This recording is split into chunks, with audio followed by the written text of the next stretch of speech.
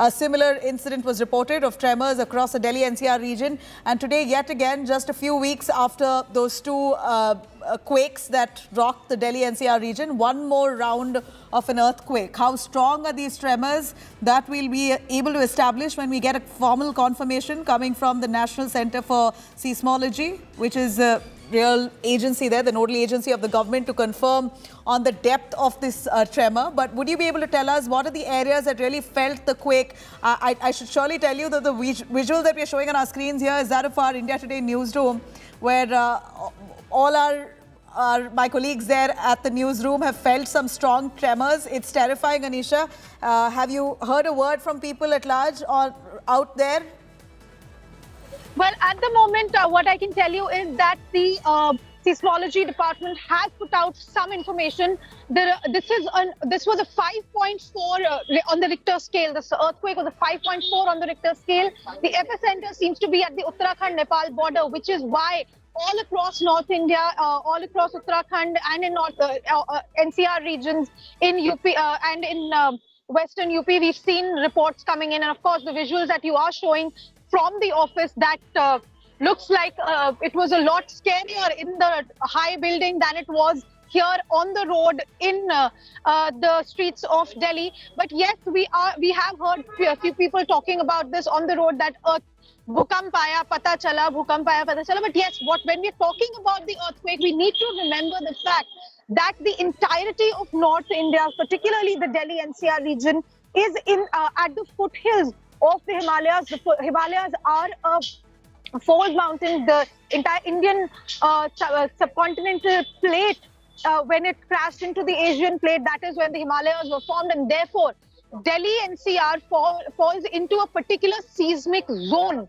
which means that whenever there is any earthquake at any part of the Himalayas, the entire seismic zone can feel some effect of that particular earthquake. So people need, which is why we've had multiple tremors in the last few weeks that have been felt also in the Delhi NCR. But as and when we get more updates from the agencies, we can update further. But at the moment, what we can tell you is that this was a 5.4 on the Richter scale, and the epicenter is said to be at the Uttarakhand-Nepal border, which is why the earthquake tremors have been felt from all the way across Uttarakhand, Nepal, all the way from Delhi, even Pithoragarh, Almora, all the way to even Lucknow, etc. So all of these areas have felt these tremors. Nepal, India, and China seem to have seen the effect of this tremor. So this was spread out across 3 countries because of where exactly this earthquake originated at. The effects of this earthquake have been felt across 3 countries, that is Nepal, India, and China. And we are still getting more updates now from the Department of Seismology. Back to you. Right. The visuals that we're bringing to our viewers here, coming from different parts of Delhi NCR, as we see social media abuzz there. Anisha, social media abuzz with a lot of videos being put up by people living in the vicinity, the Delhi NCR region. Many of them, of course, terrified with the kind of tremors that they felt. This afternoon, Tuesday afternoon, right, a few moments earlier, there were strong tremors felt across the Delhi NCR region. We're trying to establish the depth of these tremors, how strong was the quake, but certainly some strong tremors that was felt along the Delhi NCR region. Anisha tells us the extent of which the tremors, or rather from far and wide, reports of these tremors have come in. In fact, across the Delhi NCR region, this is for the 3rd time in less than a month that we hear of some strong tremors reported across Delhi NCR region. Anisha, a quick word yet again, as we see several videos being posted on social media platforms by people living in the Delhi NCR region, showing how glasses are shaking, how bottles are, in fact, the fan is dangling there. Doesn't happen on a regular day, but the tremors were certainly strong, that you have people uploading videos of what they felt just a few minutes earlier. Tell us a little more about the extent of these tremors. Delhi NCR apart, where all has it felt, where all has reports reports really come in from about tremors this afternoon? Yes, Nabila, what we are getting from the social media updates is that all across the Uttarakhand hills, all across Delhi NCR, even till as far away east as Lucknow, these tremors have been felt, and we are getting visuals from different areas. From Pithoragarh particularly, we've gotten visuals coming on social media as well. People, particularly because in the hills in Uttarakhand, we've also seen landslides very recently, and people are worried about the effect of these earthquakes on the fragile hills. And therefore, I will again repeat, the information that has come from the Department of Seismology says that 3 countries, that is Nepal, India and China, have been affected because of this earthquake. It was a 5.4 magnitude on the Richter scale. The epicenter is said to be Kalika in Nepal, and this was at the depth of 10 kilometers, which basically means that this entire region of North India, Nepal and China have felt these earthquakes. We're getting updates constantly on social media and from our reporters across North India. There have been, the effect was felt in Lucknow also. We've just gotten information from our reporters in Lucknow that there has been an effect. Of course, we are from Delhi NCR, very quickly we've received social media posts from persons. We've also seen social media posts from Dehradun, from Almora, all of which are in the foothills of the Himalayas, which are also fragile regions. The news that we get as of now, at this point, we believe that on the Richter scale, a quake magnitude of 5.4 on the Richter scale has been reported. Would you be able to confirm to us? This is the information as we get. The first information that we get is earthquake of magnitude 5.4 has jolted the Delhi NCR region. Is that right? Well, yes, that is the information that we're getting. The seismological department has put out this particular information regarding this earthquake that has come. What they are saying is that this was National Center for Seismology has put out a tweet now, as a matter of fact, giving details. The magnitude that they are saying is 5.8, occurred at 2:28 p.m. Indian Standard Time at Nepal. At a depth of 10 kilometers. The Seismological Department of the Government of India has now put out this official information as part on their social media regarding the effect and the extent of this particular earthquake. Right. Nepal, China and India have been affected by this particular earthquake, and of course we are seeing continually the kind of visually how this has affected people. We're seeing visuals coming in from various places, particularly in the hills, of people running out of their homes because of the fear of this particular earthquake. In Delhi NCR, of course, also, and in our office, as you just said, in our office itself, the people who are sitting there have felt the very strong tremors. Right. Stay with us. I'm going to cut across to Pooja Shali, also joining us live from the newsroom. Pooja, the newsroom itself is terrified. We believe all our colleagues there seated, working, felt a few seconds of strong tremors. And this is part of the Delhi NCR region. We are located in Noida. Did you feel the same? Give us a little understanding on the reports that we get of a 5.8 magnitude earthquake on the Richter scale reported by the Seismology Department. Nabila, I have not felt tremors this strong in the last few years for as long as I remember. We were all seated, busy with our work, and suddenly the newsroom erupted with asking each other if that really is a tremor. We started to feel that there was something off. My chair, of course, was moving, and we stopped for a few seconds. Everyone terrified got up. Some decided to walk out. Some watched out for the next few seconds. I felt about at least 8 to 10 seconds, and this is after everyone else had started to say it felt like a tremor, an earthquake. So this is definitely a strong tremor that I haven't felt in a very long time. Let's quickly get in a word from some of our colleagues here in the newsroom. This is the India Today newsroom, and this is on the second floor. And that is one of the reasons we felt it perhaps stronger than others on the ground floor. One of my colleagues, Seema Gupta, is here. Did you feel the tremor? How long did you feel it? What was it? So it was around, I think, 2 times, like maybe 15 seconds. Yes. I felt it was very strong, and my chair, which I'm sitting on, it was like shaking like anything. And then the exit board was moving, and everybody was talking about it.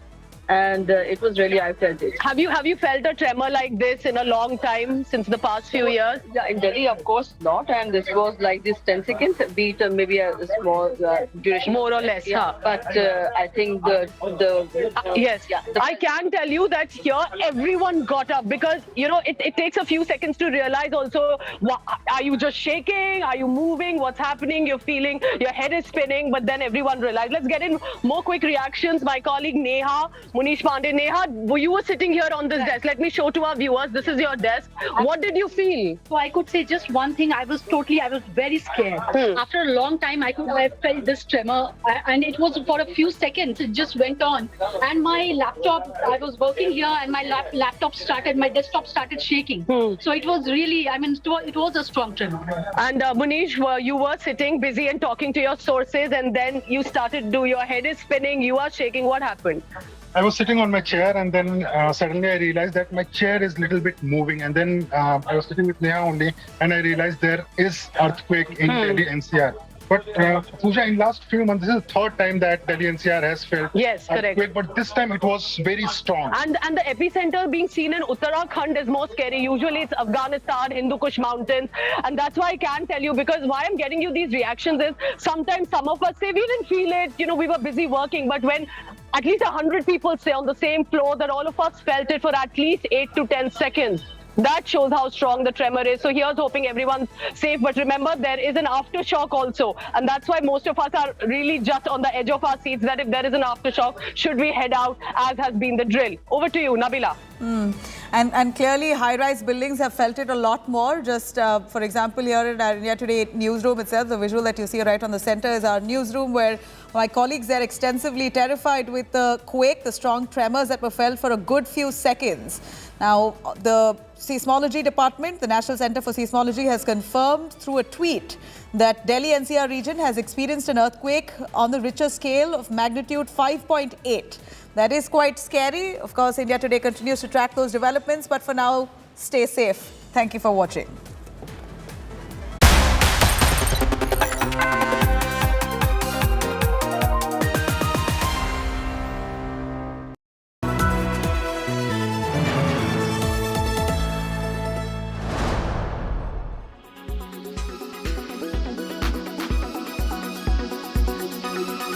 Congratulations on this good set of numbers that you've reported.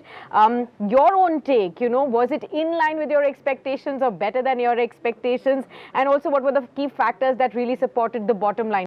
As you know, we were the first ones in the life insurance space to do a M&A, and we had guided the street that we will be margin neutral about a year down the line, but very happy to share that we are already at margin neutrality, which means that the combined entities margins, new business margins are in line with where we were last year, and from here on we will continue to build that upwards. So slightly ahead. Apart from that, very happy in terms of whether it's in top line. We have grown faster than the sector at 17%. And all the elements of growth, our agency channel, their share has grown from about 14% to 18%. Annuity has trended upwards about 60%. Protection sequential growth has been about 13-14%. Credit life has grown upwards of 50%.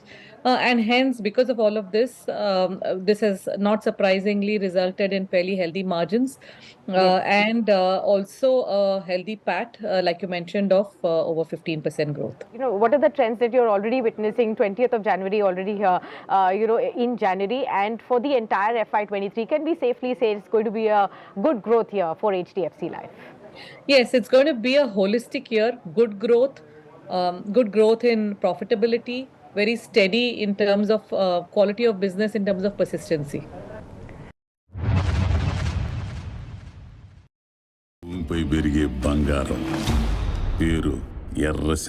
If there is one film everyone's waiting for with bated breath, it has to be Pushpa the Rule.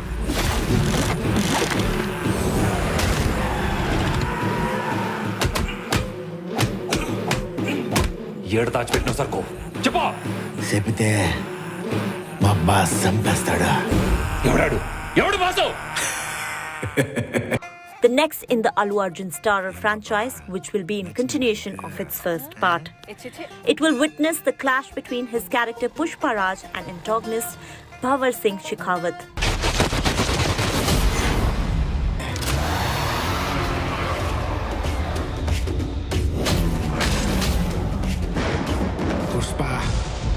Pushpa Raj. Fahad Fasil is already a part of Pushpa franchise, and reports also suggest that the makers have approached Vijay Sethupathi for a crucial role in the film. Pushpa and the flower and fire. So if at all he comes on board, it surely is going to be double trouble for Allu Arjun's character Pushpa Raj. The film went on floors in August, and building up further excitement among fans, the makers shared behind-the-scenes picture from the sets of the movie. Speculations are rife that the sequel of Pushpa The Rise is being made on a whopping budget of 350 crore rupees, and the film is expected to release in the second half of 2023.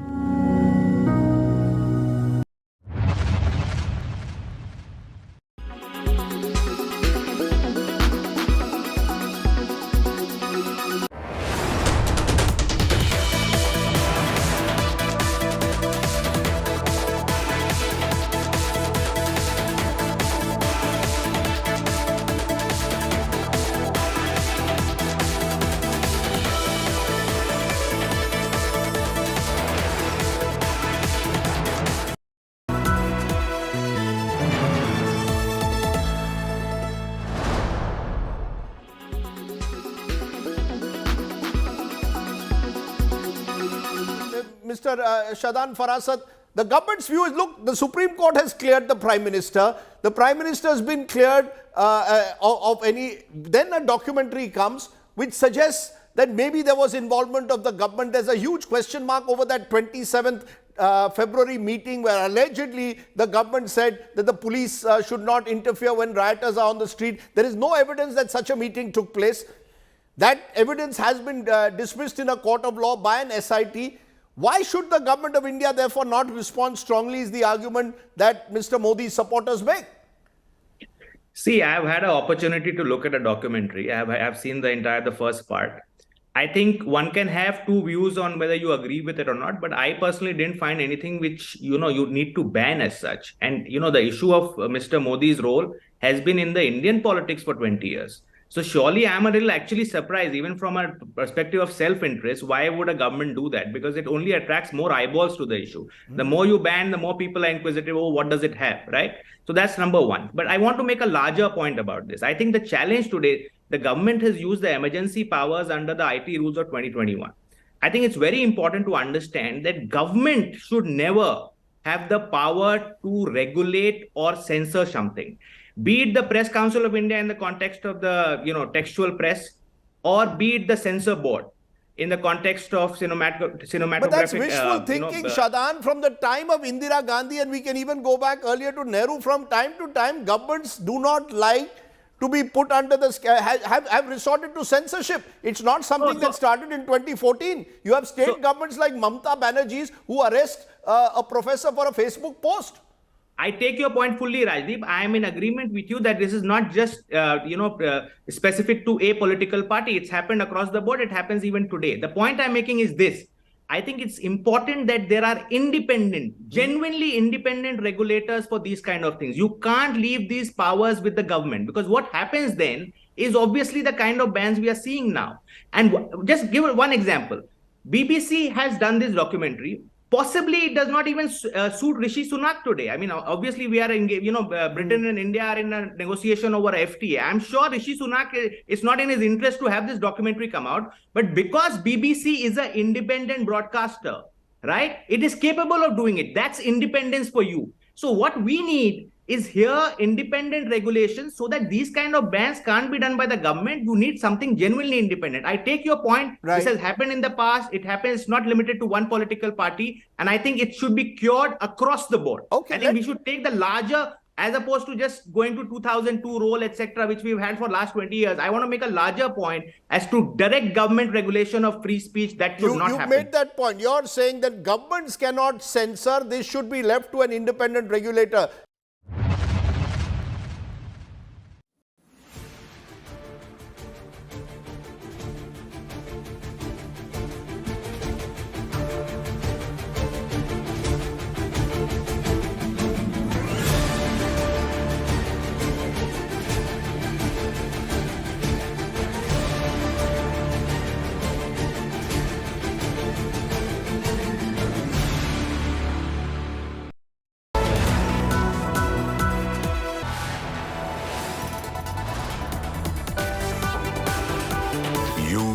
watching India Today.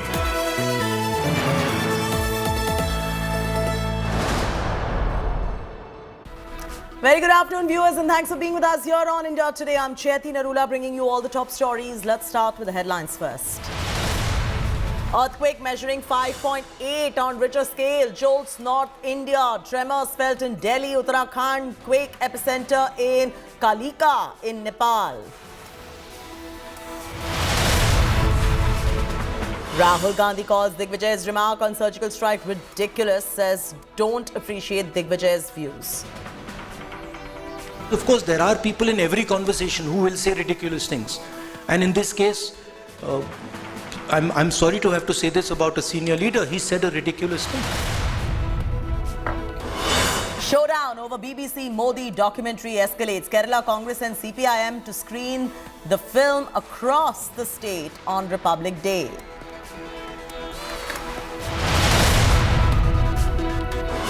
ABVP complains against BBC Modi documentary being screened inside the Hyderabad University campus. JNU Student Union to also screen the documentary.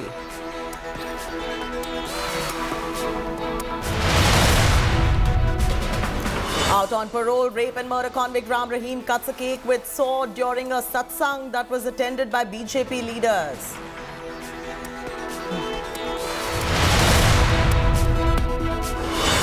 All eyes on RRR as official nominations for Oscars to be announced tonight after Golden Globe. Glory, more global laureates for RRR await.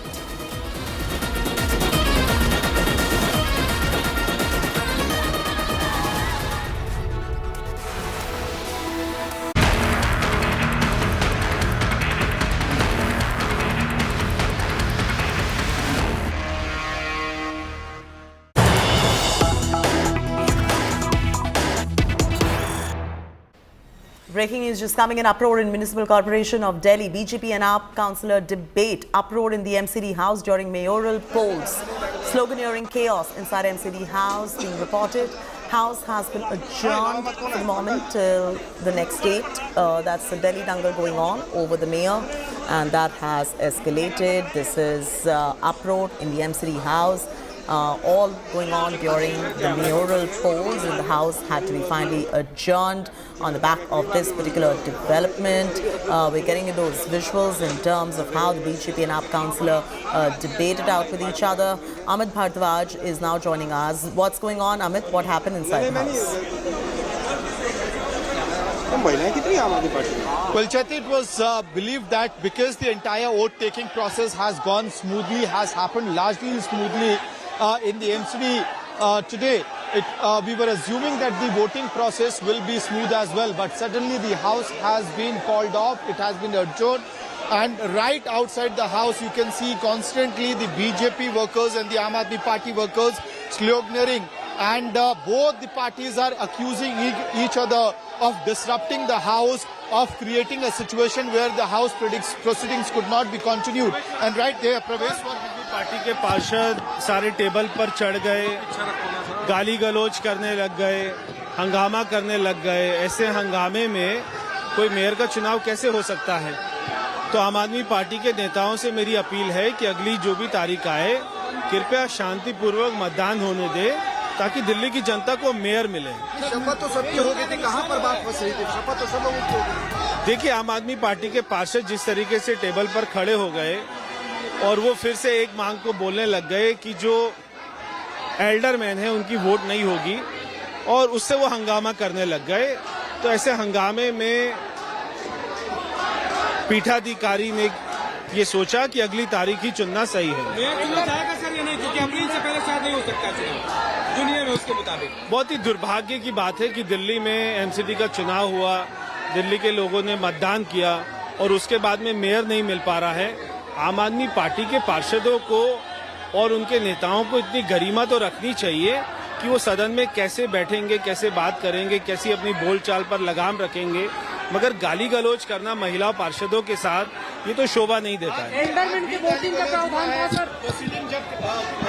देखिए, अगर आप देखेंगे video तो आपको दिखाई देगा आम आदमी पार्टी के पार्षद सारे टेबल के ऊपर में चढ़ गए, वहाँ पे गाली गलौज करने लग गए, हमारी महिला पार्षदों के साथ में गाली गलौज किया, उनके साथ में गलत भाषा का उपयोग कर रहे थे।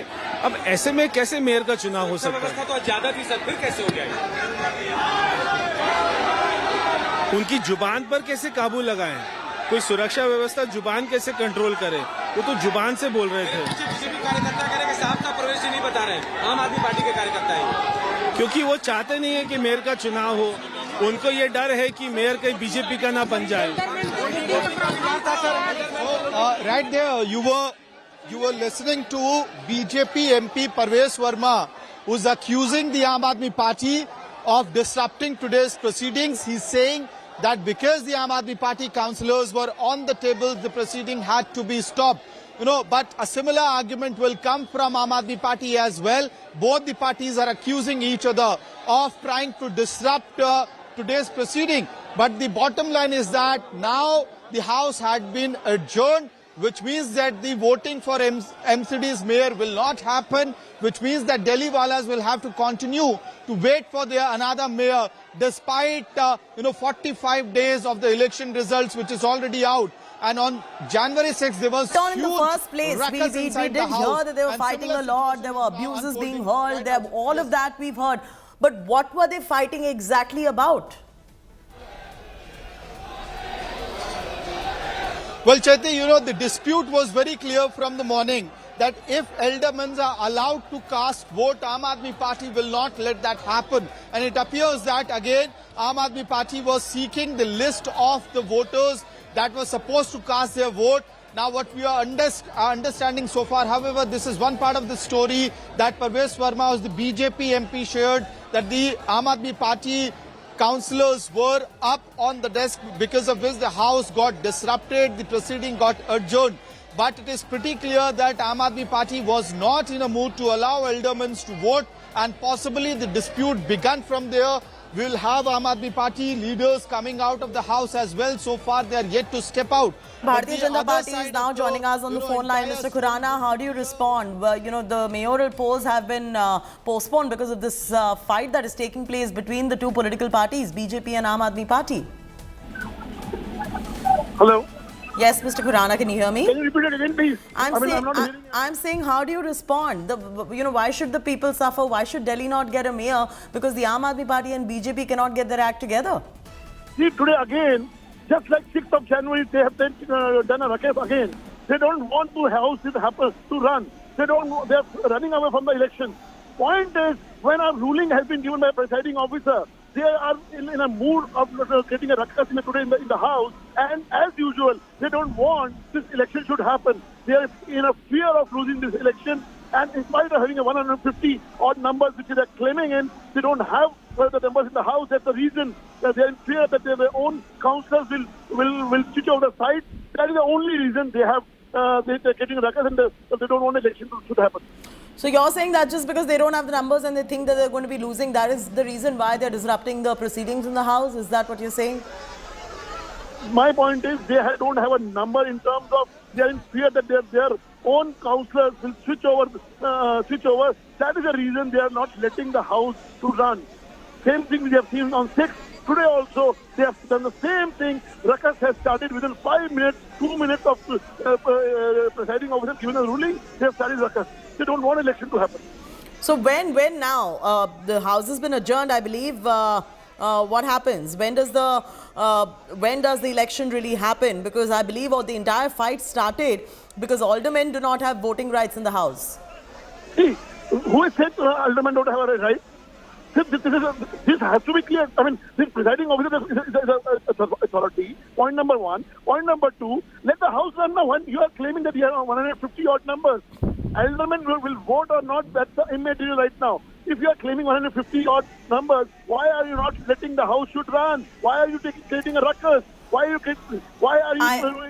take your point, Mr. Khurana. I believe you're getting a reaction from the Aam Aadmi Party as well. And Saurabh, my colleague, is speaking. All right, Saurabh Bhardwaj's reaction coming into my colleague. Listen in. जो rule है वो दिल्ली पे MCD पे चला रही है। ठीक है, क्या एल्डरमैन की वोटिंग को लेके हंगामा शुरू हुआ, बहस शुरू हुआ? बीजेपी ने ऐसी हंगामा शुरू किया, बिना किसी बात के हंगामा शुरू किया। अब कब होगा अगला? हमें नहीं प्रक्रिया कब आपको हो गया? Right there, Chaiti, Saurabh Bhardwaj is saying that it is the BJP who had started the entire hangama in the house today. And along with that, he's also saying that it is becoming a norm, or rather an experiment, where they are trying to see, despite the fact that Aam Aadmi Party has been elected to power in December itself, their mayor is not getting appointed, and via LG, these illegal, unconstitutional methods are being used to make sure that Aam Aadmi Party stays away from power. Just to be sure, Mr. Khurana of the Bharatiya Janata Party, who was just on the broadcast, said that aldermen are not allowed to vote, etc. But what does the Delhi Municipal Corporation Act of 1957 have to say about the voting rights of aldermen, because of which this entire ruckus has started? Because remember, Delhi has not had a mayor for, and correct me if I'm wrong, for about 8 months now.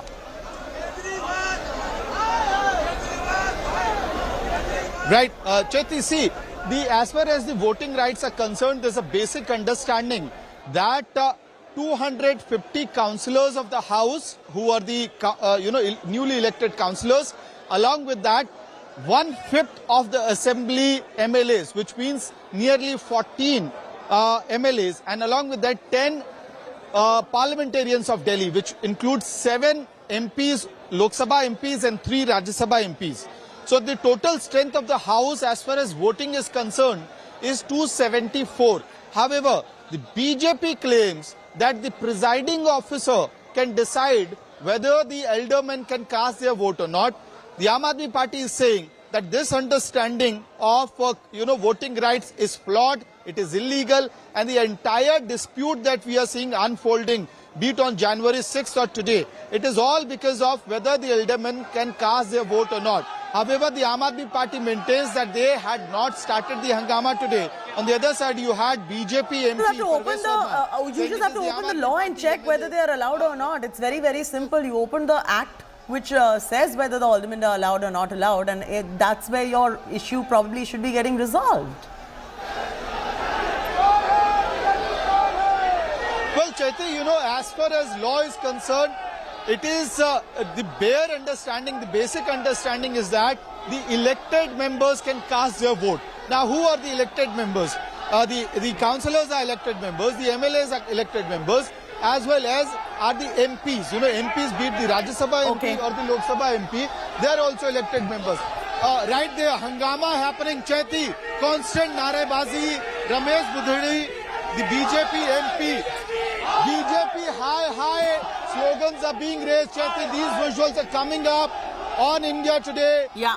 Ramesh Budhudi, the BJP MP, stepping out of the civic center, and Aam Aadmi Party workers are trying to chase him down with constant sloganeering of BJP high. And these were the similar visuals when Prabhesh Verma had stepped out of the civic center.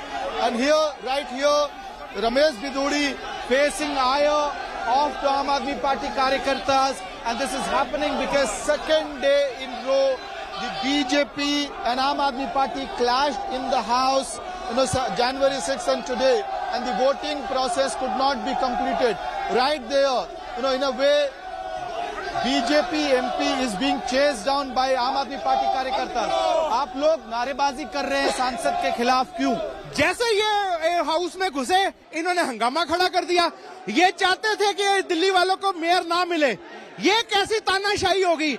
आज हमें पूरी उम्मीद थी कि ये कुछ ना कोई डंगा डालेंगे, कोई ना कोई गंद मचाएंगे। लेकिन बीजेपी कह रही है कि आम आदमी पार्टी के पार्षदों ने टेबल पे चढ़ के हंगामा किया, हाउस को डिस्टर्ब किया। नहीं, शुरुआत इन्होंने की। जैसे ही सांसद आए हाउस में, इन्होंने हंगामा शुरू कर दिया। अभी भी देख लो आप, हमारे पूरे सांसद जो है हाउस में आराम से बैठे हुए हैं। आतिशी मैडम बोलती रह रही हैं कि आप शांति से स्मूथली प्रोसेस हो जाए। हमें आज था कि दिल्ली वालों को आज मेयर देना ही देना है। आज कुछ भी हो जाए, बड़ी शांतिपूर्ण शपथ हो रही थी, इन्होंने इतना गंद मचा दिया, इतना गंद मचा। Right there, constantly Aam Aadmi Party Karyakartas are chasing down every BJP MP who is stepping out the civic center. It's a battleground between the heckling. But can you please, Amit, ask the Aam Aadmi Party leaders why are they heckling them like that outside? Yes. So this is the anger right there. Another visual. I believe it is a BJP MP who's stepping outside of the civic center, and their path has been blocked. The security gate is being removed by AAP workers right there in the visuals we can see, and they are constantly raising slogans of go back, BJP, go back. So apparently it is very clear that the AAP workers are very angry as to how things transpired today, how things developed today. They were hoping that after the smooth oath-taking process, the mayor elections will be conducted. But right there, these are the unfortunate visuals coming from the national capital, where the civic center has been transformed into a battleground. Aam Aadmi Party workers raising slogans against BJP leaders, against BJP MPs. Go back sloganeering can be constantly heard.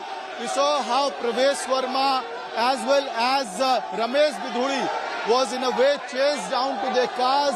They had to face ire of the BJP of the Aam Aadmi Party Karyakartas, and constantly, go back slogans are being raised by the Aam Aadmi Party workers and possibly also the councillors who are angry because the voting process couldn't be completed today. I'll request Dalveer to come forward to bring you the visuals of everything that is happening right here on ground zero in Civic Center. A complete battleground of sorts.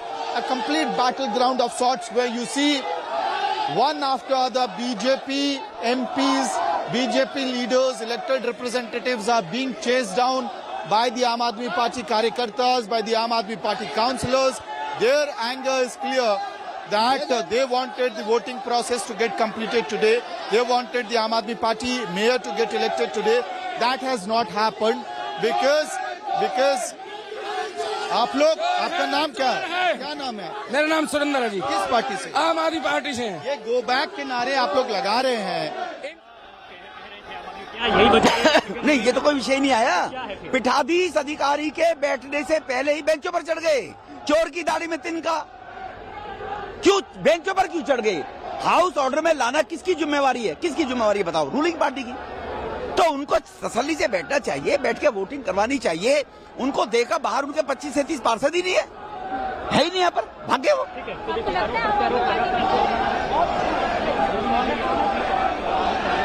Amit, show us the dangle that is happening right now. We just got a reaction from the BJP as well. You've been getting us AAP reactions. I mean, they're heckling all these BJP leaders over there, and AAP going on to say BJP started, BJP going on to say AAP started. What is going on? Are these school kids?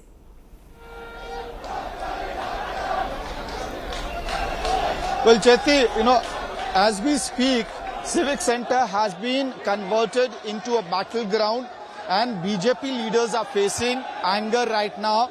They are facing the ire of the Aam Aadmi Party Karyakartas, and in a way, two BJP MPs, Ramesh Bidhuri, Pravesh Verma, had to face slogans of go back, BJP Murdabad. We did ask the Aam Aadmi Party Karyakartas as to why they are sloganeering against the MPs, the elected representatives. They are saying that, we wanted the mayor election to get concluded today.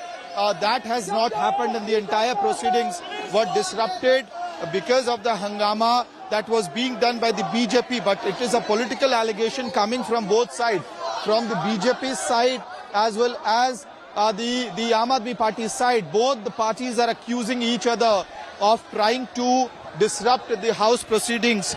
And, the anger of right there, Ramesh Bidhuri sir, एक सवाल ये है कि BJP आरोप आप लोग लगा रहे हैं आम आदमी पार्टी पे। आम आदमी पार्टी कह रही लगाते नहीं है, केजरीवाल साहब की फितरत है आरोप लगाने की। वो आरोप लगाते हैं और भागते हैं। वो तो उनकी, हम तो कभी आरोप लगाते ही नहीं। ये उनको मैंडेट दिया है। ये ड्यूटी किसकी है? हाउस को ऑर्डर में लाने की, शांतिपूर्ण, जिनको सरकार जनता मैंडेट देती है, उनकी ड्यूटी है। वो लोग बेंचों पर चढ़ रहे हैं। हमारे सौरभ भारद्वाज कह रहे हैं कि आप लोग लगातार अनकॉन्स्टिट्यूशनल तरीकों का इस्तेमाल करके मेयर इलेक्शन नहीं होने दें। अनकॉन्स्टिट्यूशनल की बातें सौरभ जी और केजरीवाल जी कर रहे हैं। उनका मंत्री जेल में पड़ा हुआ है, जेल में है 5 महीने से। ये कॉन्स्टिट्यूशनल है? मंत्री के उनके भत्ते, ये कौन सी? अब संविधान सम्मत निर्णय लेना चाहिए। दिल्ली को मेयर कब तक मिलेगा? फिर उनकी नजर आ रही है, कह रही है कि चुनाव नहीं होने देना चाह रहे हैं। तो अंदर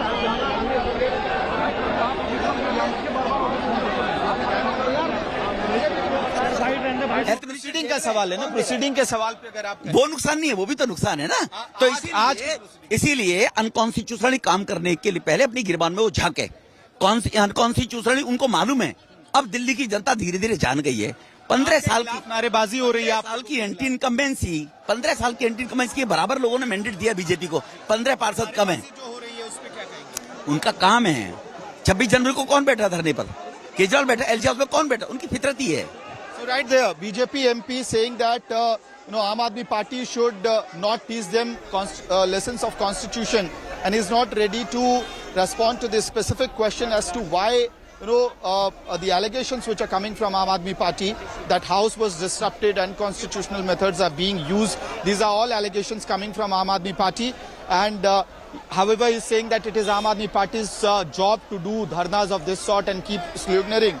Now the BJP MPs are leaving one after other. Manoj Tiwari has also stepped out, and we can see him, he is also getting a similar treatment from the AAP Karyakartas. The way the other colleagues of his had to face the ire, a similar kind of situation is happening with him as well. However, BJP MPs are saying that they are not to be held responsible for whatever has happened today. Well, so the buck keeps getting passed on from one political party to the other, and Amit, the thing is, who suffers? It's the people of Delhi who don't have a mayor suffer. If I could just request you to get a reaction as well from Manoj Tiwari. Yes, it is the people. Yes, Chaiti, I'll try to get Manoj Tiwari's reaction on the developments which have just unfolded. बल्कि आपके channel पे आ चुका होगा। आम आदमी party कह रही है हम सदन में बैठे हुए हैं, आप आम आदमी पार्टी के जो नेता हैं उनकी भाषा और अंदर उनके पार्षदों की भाषा में डिफरेंस है।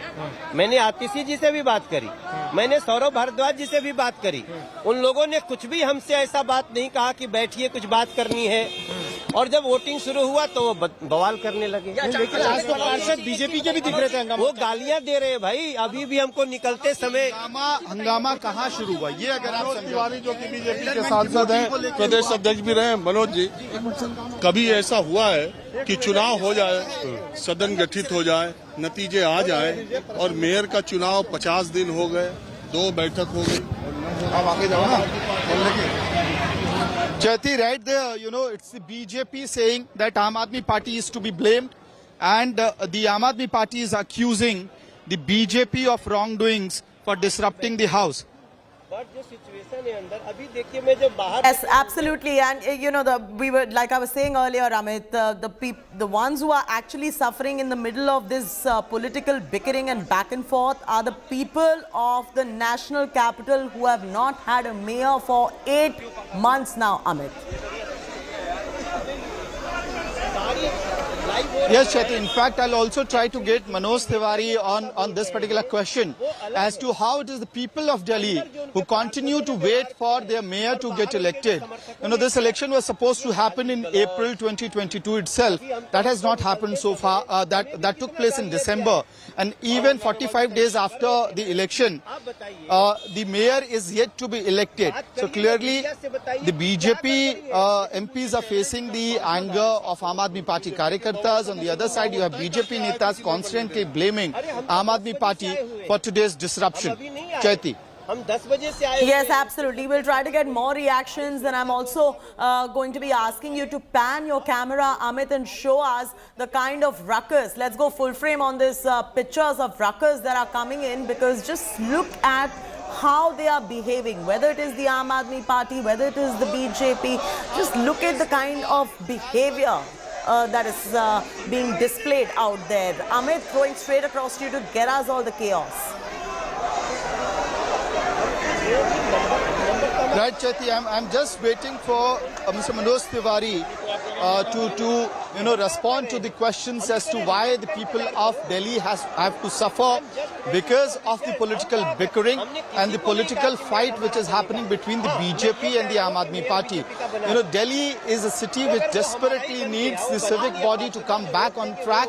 It's been months that the Babus have been running this show in the MCD. Manoj Tiwari is, right now accusing the Aam Aadmi Party of whatever happened inside the house. He's saying that it is not, the Aam Aadmi Party does not want the house to run. Manoj ji, ये सवाल है कि दिल्ली वालों को इतने महीनों बाद भी अभी तक अपना मेयर नहीं मिल पाया. ये बहुत ही दुखद है. मुझे इतना दुख हो रहा है. हम 10 बजे से यहाँ बैठे हुए हैं और किसी तरह सुरक्षा व्यवस्था में शपथ तो हो गया, लेकिन जैसे ही चुनाव होना शुरू हुआ, वोटिंग होनी, इन लोगों ने बवाल कर दिया. सारा तस्वीर आपके सामने है. तो समस्या है कि जैसे हम सौरभ भारद्वाज जी से मिले, हम वो आतिशी जी से मिले, तो भी हमने पूछा ऑल इज वेल. उन्होंने कहा भी यस ऑल इज वेल, लेकिन जब अंदर जा रहे हैं तो वो झगड़ा करने लगे. कहाँ शुरू हुआ एल्डरमैन की वोटिंग को लेके? कहाँ ये ट्रिगर कहाँ होता है? एग्जैक्टली वो हमको नहीं पता चल रहा है, बट उनका कोई आदमी हमसे बात तो करे. इस हंगामे में एग्जैक्टली क्या हो रहा है, उनका रीजन क्या है, ये हमको कोई नहीं बात कर रहा है. अगर ये भी बात होती, एक सवाल ये भी है, एक ये भी सवाल है कि प्रिजाइडिंग ऑफिसर आपका है, प्रिजाइडिंग ऑफिसर आपका है, हाउस आप रन कर रहे हैं, सिक्योरिटी आप बुला रहे हैं, फिर भी हाउस नहीं हो पा रहा है, मेयर का इलेक्शन नहीं हो पा रहा है. देखो, जो अंदर पार्षद हैं, अगर वही बवाल करने लगे, पिछली बार क्या हुआ, बहुत सारे समर्थक अंदर गए, इस बार उनको रोका गया. अब अभी भी जब हम आए हैं तो आपके पास देखिएगा जितने वीडियो हैं, उन लोगों ने कितनी गालियां दी हैं हमें. अरे भाई, मुझे क्यों गाली दे रहे हो?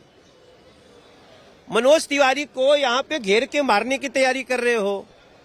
ये आम आदमी पार्टी, आपने देखा ना. एक और बताइए सर. नहीं, अब सिंपल सी बात है कि जब यहाँ पे आप सांसदों को इस तरह से व्यवहार कर रहे हो, ये कहीं से सभ्य व्यवहार कह सकते हैं, लोकतांत्रिक व्यवहार है. आपकी पार्टी का जो भी इशू होगा वो बताएंगे. और हाउस एडजर्न हमने नहीं किया. हाउस एडजर्न दोनों तरफ के पार्षद एकदम से. यही सवाल है कि भिड़ंत क्यों चल रही है? 2 बार चुनाव कराने की प्रक्रिया की कोशिश, लेकिन भिड़ंत रुक ही नहीं रही है. अगर मैं यही पूछना चाहता हूं, मैं कोट कर रहा हूं कि I met Saurabh Bharadwaj ji, I met Atishi ji. उन लोगों ने हमसे कुछ इशू कहा ही नहीं. बस हम अंदर जब आए तो देखा कि दोनों तरफ से भिड़ गए. फिर से ये राजनीतिक आरोप लग रहा है कि जैसे ही सांसद आए, उसमें भी आपके पार्टी के 2 सांसदों का नाम लिया जा रहा है, उसके बाद हाउस डिस्टर्ब हो गया, हंगामा शुरू हो गया. इस पे क्या नहीं, सांसद हमारा वीडियो में देख सकते हैं. हम लोग तो चुपचाप बैठे हुए हैं. अब वो ये बहाना लेना चाहते हैं तो हम तो सांसद कोई 2 बजे थोड़ी आए हैं, हम 10 बजे से आए हुए हैं. और हम दिल्ली की जनता के हित में तुरंत चुनाव कराना चाहते हैं, मेयर देना चाहते हैं. पर मुझे ऐसा लगता है कि शायद आम आदमी पार्टी या तो अपना मेयर बनाना नहीं चाहती है, और या तो वो उसको लग गया है कि उसके पार्षद उसका साथ नहीं देंगे. सवाल, आपको खतरा महसूस हुआ जिस तरह से? All right, this hangama inside and outside the MCD house, and that continues. We'll get you more on the story, more political reactions as we go along the way. Time now for a very short commercial break on India Today. Visuals coming from the national.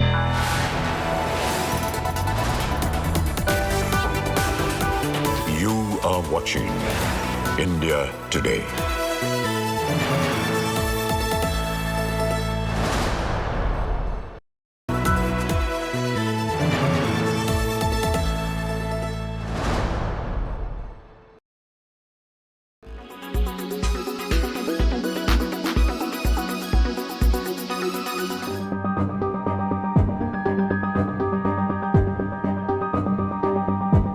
Just a month ago, the Google CEO was talking of artificial intelligence, job creation, and the Indian stack at Google for India conference in New Delhi. There was no talk, no inkling that Alphabet planned to lay off 12,000 employees in the new year. But lay off it did, shocking the entire IT industry, shaking its roots to the core. Google is not the only one leaving thousands jobless. Microsoft announced 10,000 job cuts last week via an email from CEO Satya Nadella. This includes firings at Microsoft's India Development Center in Hyderabad and at Bengaluru. Amazon fired 18,000 people, increasing the numbers being affected from 10,000 in November. Facebook's parent company Meta also announced it will lay off 11,000 employees. Salesforce reduced its roles by 7,000, nearly 10% of its workforce. Networking giant Cisco terminated 4,000 employees to deal with the economic slowdown. Even Elon Musk fired 3,700 employees at Twitter after buying the microblogging website. CEOs of these companies, from Satya Nadella to Mark Zuckerberg, have given several reasons for these firings. Pichai blamed the dramatic growth during pandemic years for its mass hirings, which were no longer sustainable. According to Andy Jassy, CEO of Amazon, the company took the drastic step to lower the costs for its customers. Mark Zuckerberg put the blame on economic downturn, increased competition, and loss in ad revenue. Microsoft, meanwhile, says customers accelerated their digital spend during the pandemic and were optimizing it now. The layoffs contagion has also hit India, with some companies resorting to terminations. As reported first by Business Today TV, Wipro fired 450 freshers last week. Hirings have also slowed down in the sector. There are, however, outliers who are going against the flow.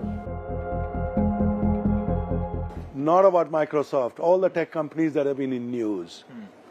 Look at their hiring between 2019 and 2022.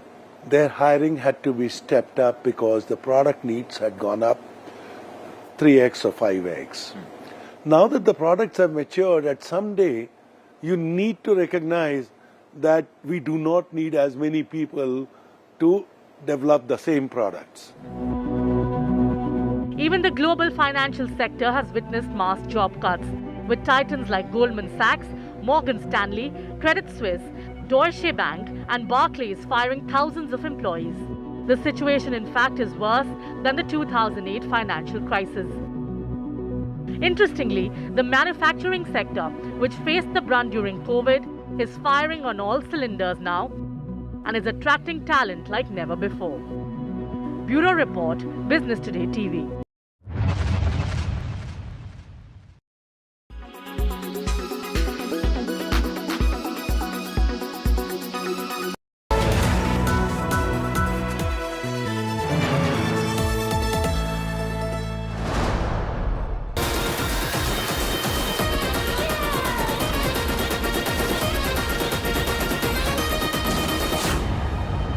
Hello and welcome to our special broadcast. I'm Dipali Patel, as we always are on top of our game to bring you the latest from the world of showbiz. Today is no different, and as the name of the show suggests, in the next 30 minutes we are going to talk about all things Oscar and RRR, especially since we are hours away from the final list of nominations. Yes, the Academy is going to announce the nominees in the evening around 7 p.m. and as we await that, let's first quickly look at 14 prominent categories under which Team RRR had submitted their film.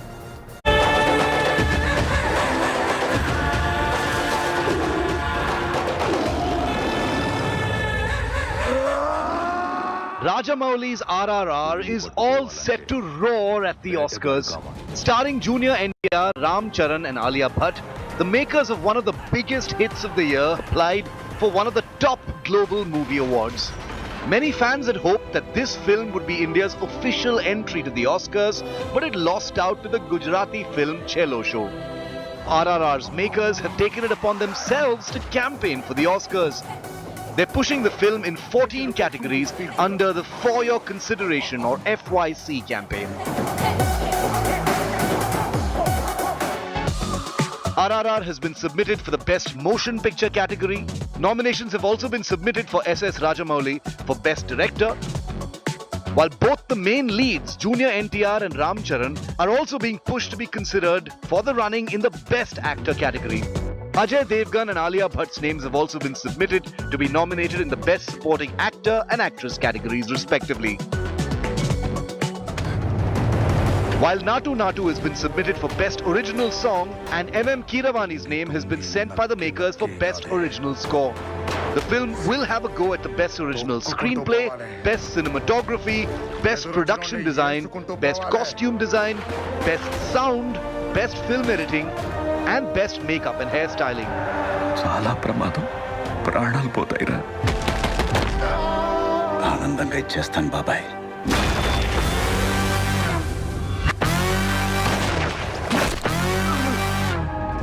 Made on a whopping budget of 550 crores, this fictional story was based on the lives of two Telugu freedom fighters, Alluri Sitaramaraju and Komarampin, played by Ram Charan and Junior NTR.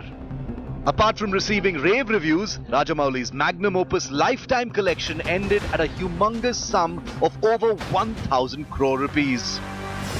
After the big bang of Bahubali, could RRR have its truly biggest roar at the Oscars?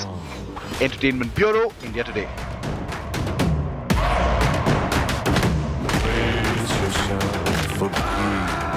Now, if you jog your memory, it has been a tremendous journey for RRR in the West, with several celebrities praising it. Amongst them were even big names like James Cameron, and needless to say, word of mouth does play an important role.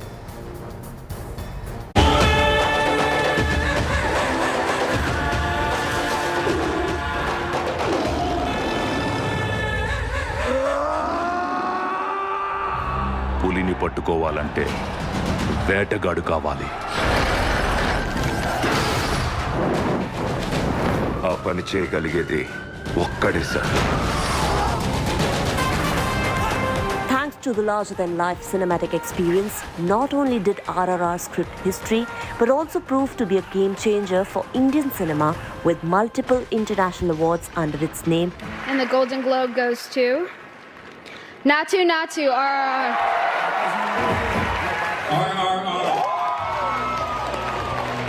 And heaps of praise from across the globe, especially the West.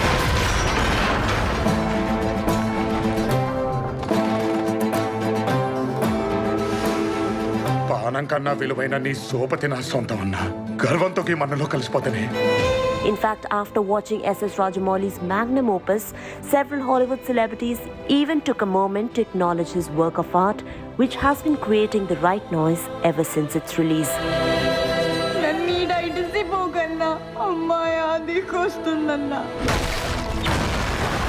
British ప్రభుత్వానికి ఎదురు తిరిగిన నేరానికి నేను arrest చేస్తున్నాను.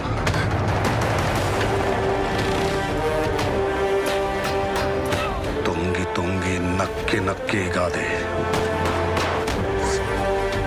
తొక్కుకుంటూ పోవాలి. ఎదురొచ్చినోడిని ఏసుకుంటూ పోవాలి.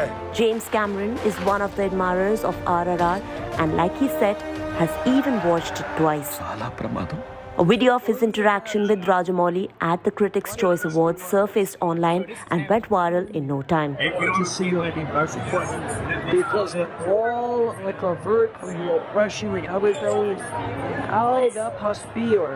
But now that was so pride is just your audience sure for all life must feel. I mean, I'm sure if the bonus round for you that we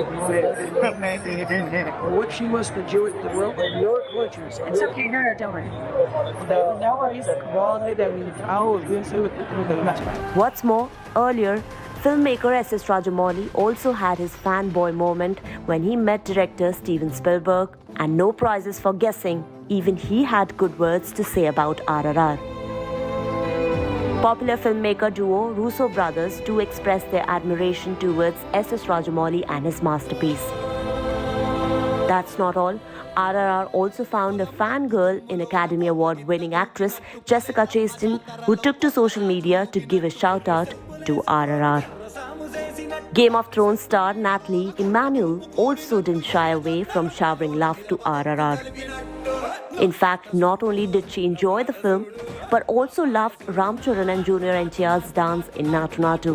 So much so that she even shared her thoughts on the same on her social media account.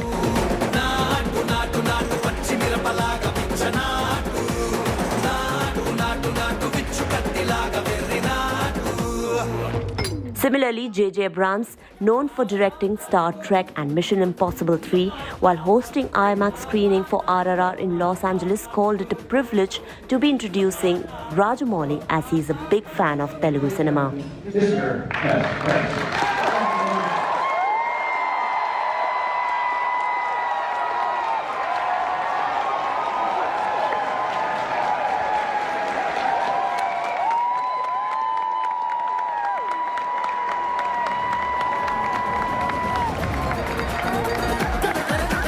Praises offers were also showered by filmmaker Daniel Quinn and Vampire Diaries fame Joseph Morgan.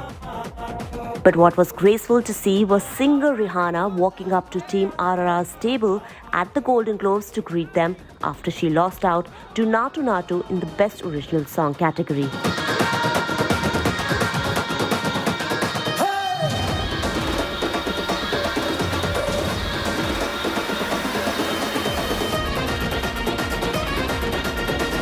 Indeed, a proud moment for India and Indian cinema collectively, isn't it?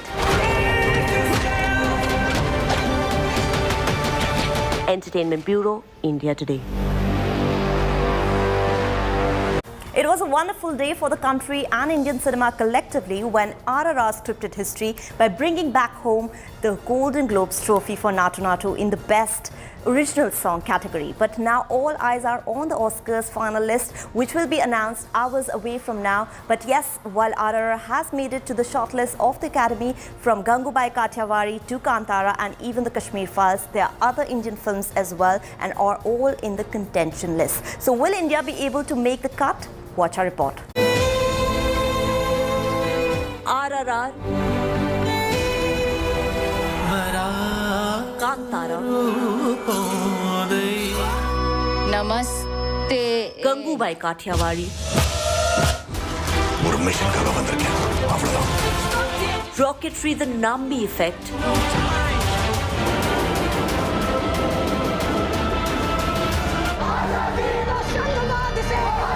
and the Kashmir Files. 5 Indian films, 1 goal: to make it to the Oscars final nominations list. Yes, it's a neck-to-neck competition, but any victory would be a game changer for Indian cinema.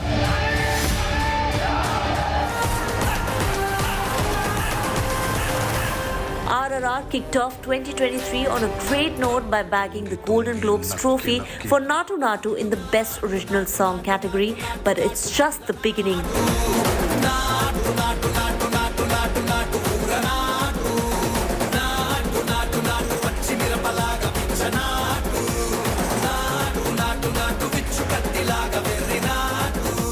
All eyes are now on Oscars, and while the filmmaker had submitted the movie under 14 categories, this foot-tapping number has made it to the shortlist of the Academy.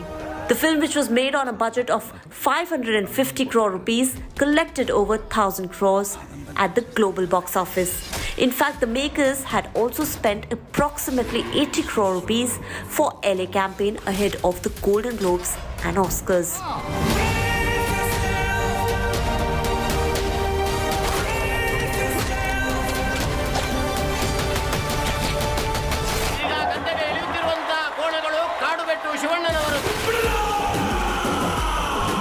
(2022's most talked about film, Kantara, also qualified for Best Picture and Best Actor in Oscars contention list. The film, which was made on a mere 16 crore rupees, entered the elite 400 crore club. This Rishabh Shetty directorial featured him in the lead role, and it was cleverly weaved in the Bhuta Kola tradition practiced in Karnataka with a mythological story about the deity.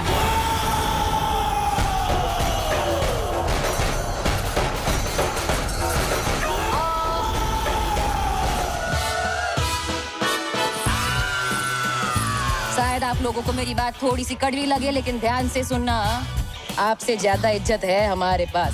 Like Kantara, even Sanjay Leela Bhansali's 2022 masterpiece Gangubai Kathiawadi starring Alia Bhatt has also made it to the Oscars 2023 contention list. The movie was based on a chapter from Hussain Zaidi's book Mafia Queens of Mumbai, and the story followed the journey of a brothel owner named Gangubai Kathiawadi. ठान लिया गंगू ने, हमारे बच्चों को इनको शिक्षा का हक दिलाकर ही रहूंगी और समाज में इंसान की तरह जीने का हक मैं लेकर ही रहूंगी. One of the most powerful, loved and respected madams from Kamatipuri during the 1960s. It was made on a budget of 175 to 180 crore rupees, and it managed to rake in around 209 crore rupees. अरे जब शक्ति, संपत्ति, सद्बुद्धि ये तीनों ही औरतें हैं, तो इन मर्दों को किस बात का गुरूर? रात तक कश्मीर छोड़कर जाने को कहा। हमारे लोग मर रहे हैं सर। कश्मीर चल रहा है, खुलेआम कश्मीरी हिंदुओं का कत्ले आम हो रहा है। Not just Gangubai Kathiawadi, in fact even Vivek Agnihotry's The Kashmir Files and so has R. Madhavan star rocketry The Nambi Effect have made it to the Academy of Motion Picture Arts and Sciences list of films that are eligible for a nomination at the Oscars 2023. Now it's time for you to take us to the stars.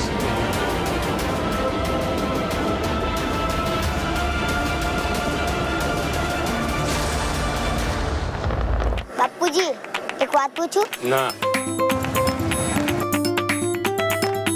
What's more, Chillo Show or The Last Film Show, a Gujarati language coming of age drama, has already been shortlisted in the International Feature Film category. The film was the official entry from India at the Oscars and was nominated by the Film Federation of India. The Pan-Nalan directorial stars Bhavan Rabari in the lead role. બધો ખેલ વાર્તાનો છે. ભવિષ્યના બધા માલિકો વાર્તાકારો છે.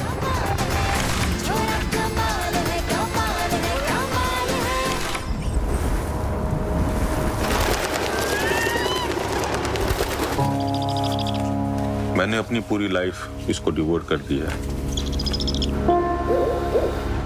Similarly, Shaunak Sen directorial All That Breathes too has made it to Oscars shortlist in the documentary feature film category. The film is set against the backdrop of Delhi's apocalyptic air and escalating violence. तो भाई अगर हम अंदर जाके लेटेंगे तो चीले हमें भी खाएंगे क्या? जाके लेट के देख ले। The story revolves around two brothers who devote their lives to protect one of the casualties, a majestic black kite essential for city's ecosystem. जिंदगी खुद एक तरह की रिश्तेदारी है। हम सब हवा की बिरादरी हैं।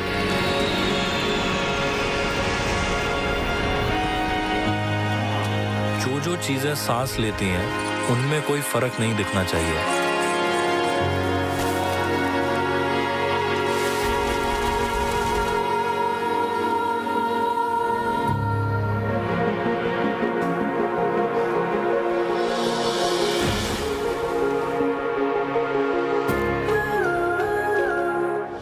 Last but not least, The Elephant Whisperers, which has been directed by Kartiki Gonsalves, has also been included to the Oscars shortlist in the documentary short film category.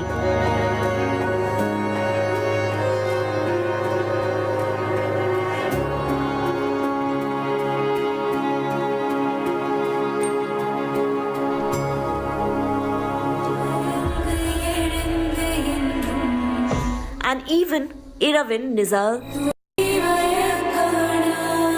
Vasanta, या जगातलं सगळ्यात मोठं दुःख काय माहितीये तुला? आपल्याला गायचं असणं, चला ते ऐकायचं नसणं, हे सुद्धा एक दारिद्र्यच आहे, नाही का? मी वसंतराव.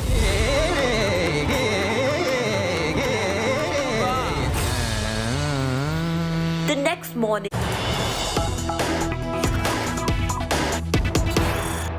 आपने कहा चीनी सैनिक भारत की सेना को पीट रहे हैं। फिर 23 जून 2022 को गलवान के मुद्दे पर राहुल गांधी ने ट्वीट किया कि क्या चीन ने भारतीय जमीन पर कब्जा किया है, जबकि चीन के कब्जा करने को रोका गया तो ये आपने ट्वीट किया। और सबसे तो रोचक 6 अक्टूबर 2016 को राहुल गांधी ने क्या कहा था?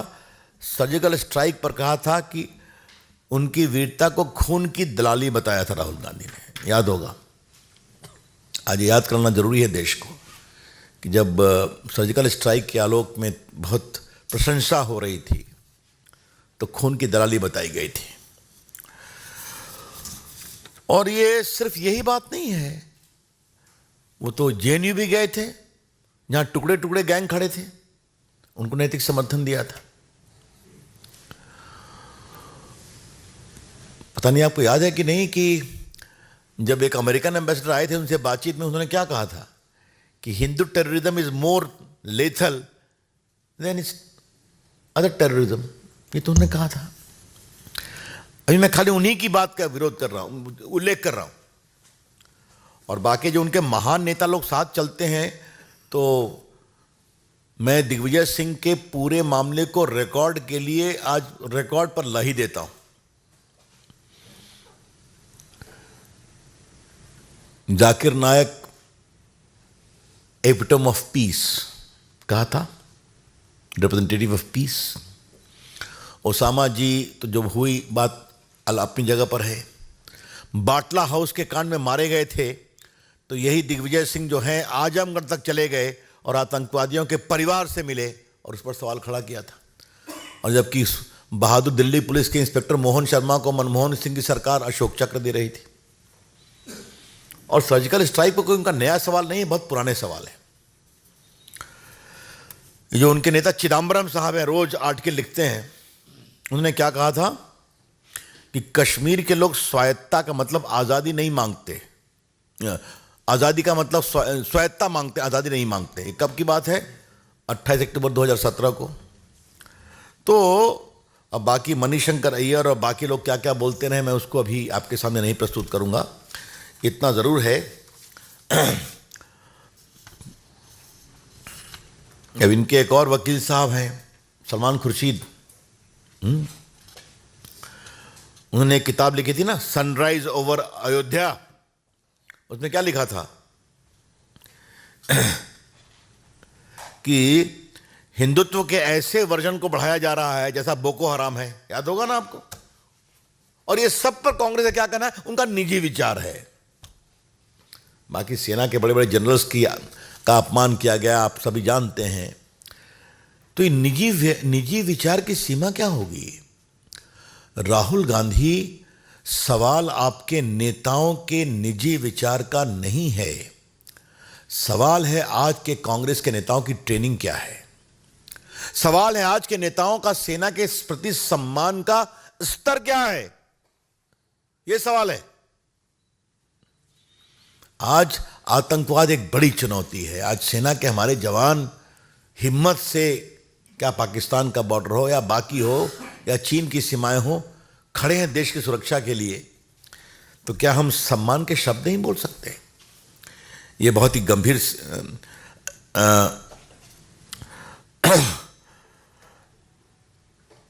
जो और उनकी किताब में क्या क्या खिलाफ में लिखा हुआ है। और जब भी ये फंसते हैं तो बस एक ही शब्द, it is their personal view, it is their personal view. इसलिए फिर बात ही है वहीं पर, इतना आपको समय क्यों लगा सफाई देने में? Rahul Gandhi ji, why it took so many years for you to publicly state that you respect your institution of arm forces? तो आप ये भी कह देते कि जो हमने पहले बोला है उसके लिए आई एम सॉरी, वो गलत था। तो इसलिए मैंने आज आपके डेट वाइज जो आपने बोला है उसको हमने याद दिलाया। इसलिए राहुल जी, आपकी सफाई कुछ जम नहीं रही है। आज मुझे बताएगा वो प्रेस करेंगे, तो आज मैंने उनकी प्रेस को बड़ी ईमानदारी से सुना। तो जितना मैंने उनके प्रेस को सुना उतने ही मेरे में सवाल उठने लगे।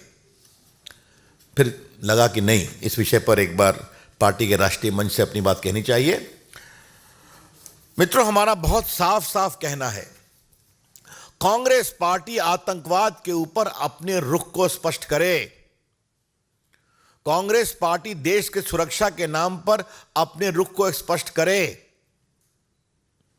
आज सेना के बड़े बड़े अफसर, जिसमें बहुत लोग उनके कुछ स्पेशल सेल्स के हेड भी रहे हैं, वो भी सवाल खड़े कर रहे हैं ना कि हमें सेना के इंस्टीट्यूशनल रिस्पेक्ट को कॉम्प्रोमाइज नहीं करना चाहिए। बिल्कुल सही बोलते हैं वो कि भारत की सेना भारत का एक बहुत बड़ा एसेट है और हमें भारत की सेना की परंपरा, उसकी वीरता, उसके बलिदान पर बहुत गर्व है और हमें राजनीति से ऊपर उठकर उसको रखना चाहिए।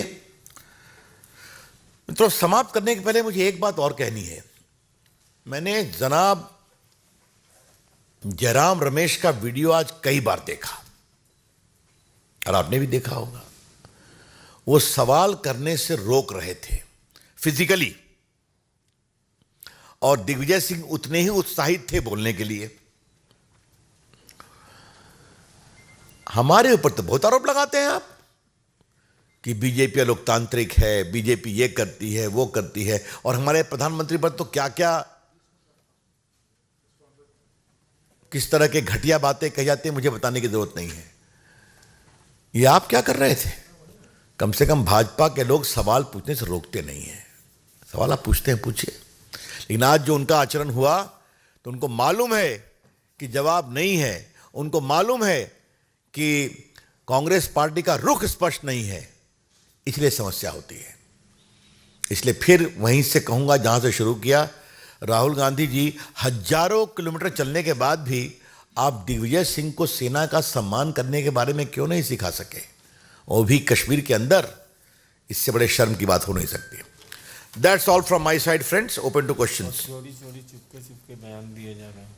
हाँ, चोरी चोरी चुपके चुपके बयान। हाँ, ठीक कहा संजय जी ने कि चोरी चोरी चुपके चुपके बयान चलते हैं, ट्वीट चलते हैं। हाँ, फ्री फॉर ऑल चलता है।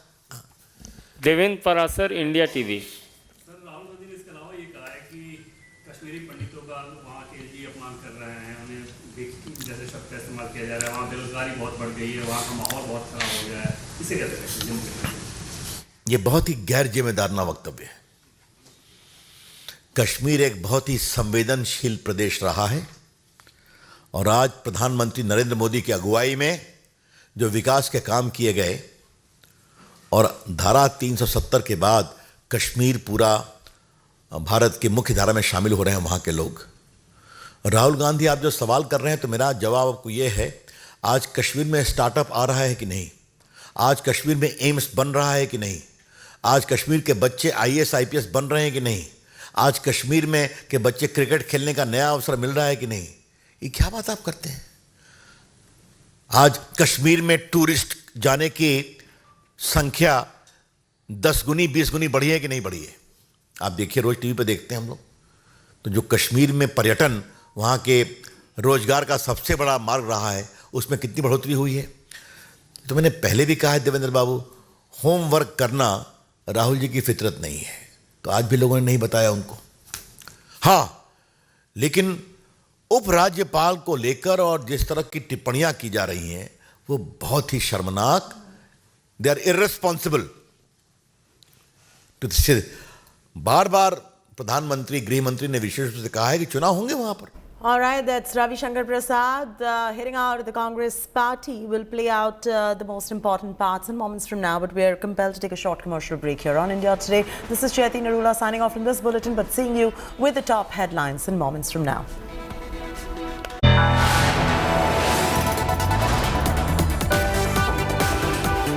You are watching India Today.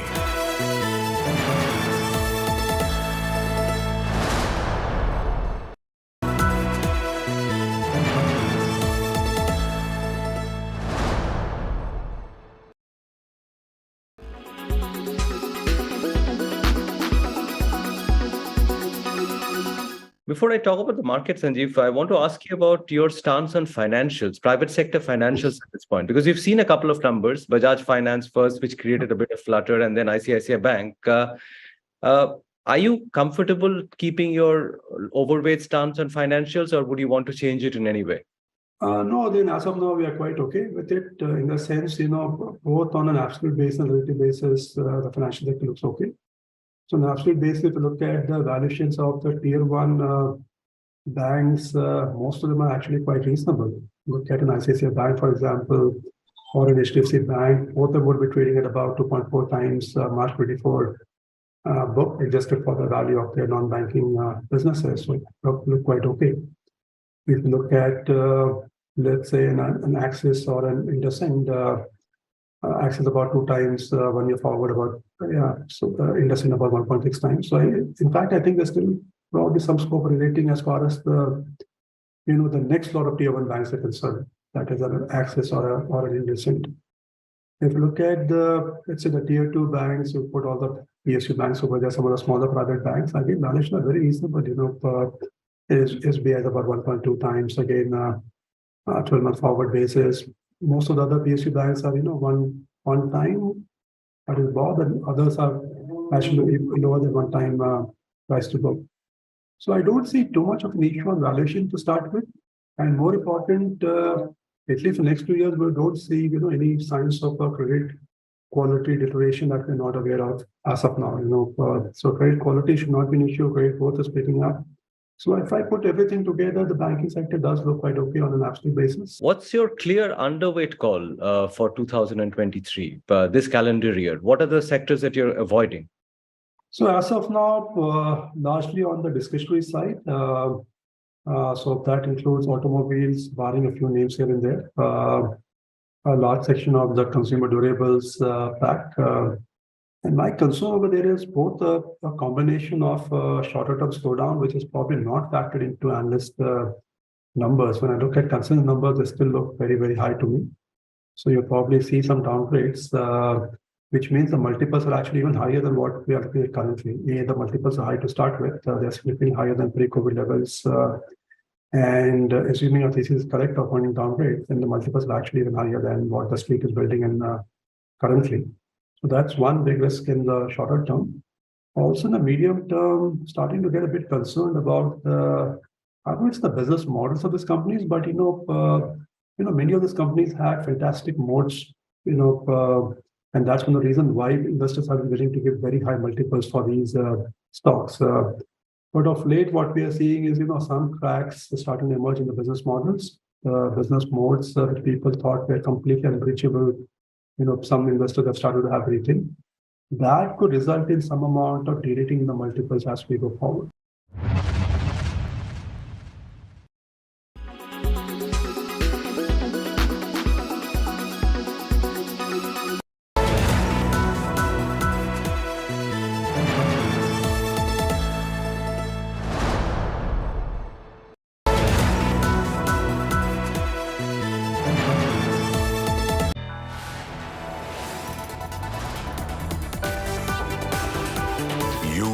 Watching India Today.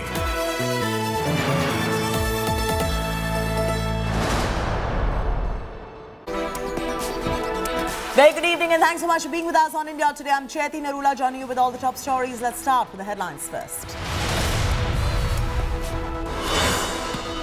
45 days since MCD election and no mayor for Delhi. Yes, sloganeering chaos and showdown between AAP and BJP councillors. How's it, John? Massive protest breaks out. Earthquake measuring 5.8 on Richter scale jolts North India. Tremors felt in Delhi, Uttarakhand. Quake epicenter in Kalika, Nepal.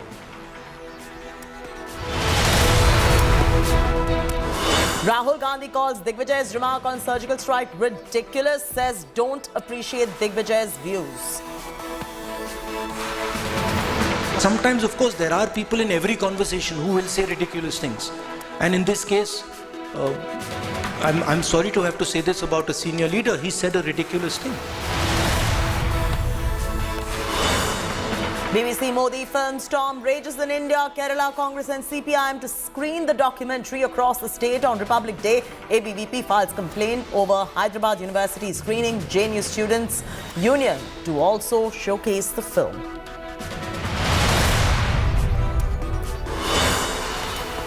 Out on parole, rape and murder convict Rahim cuts a cake with a sword during a satsang that was attended by BJP leaders.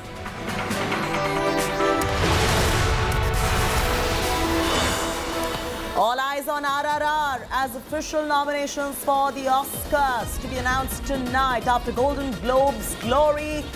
More global laurels for RRR await.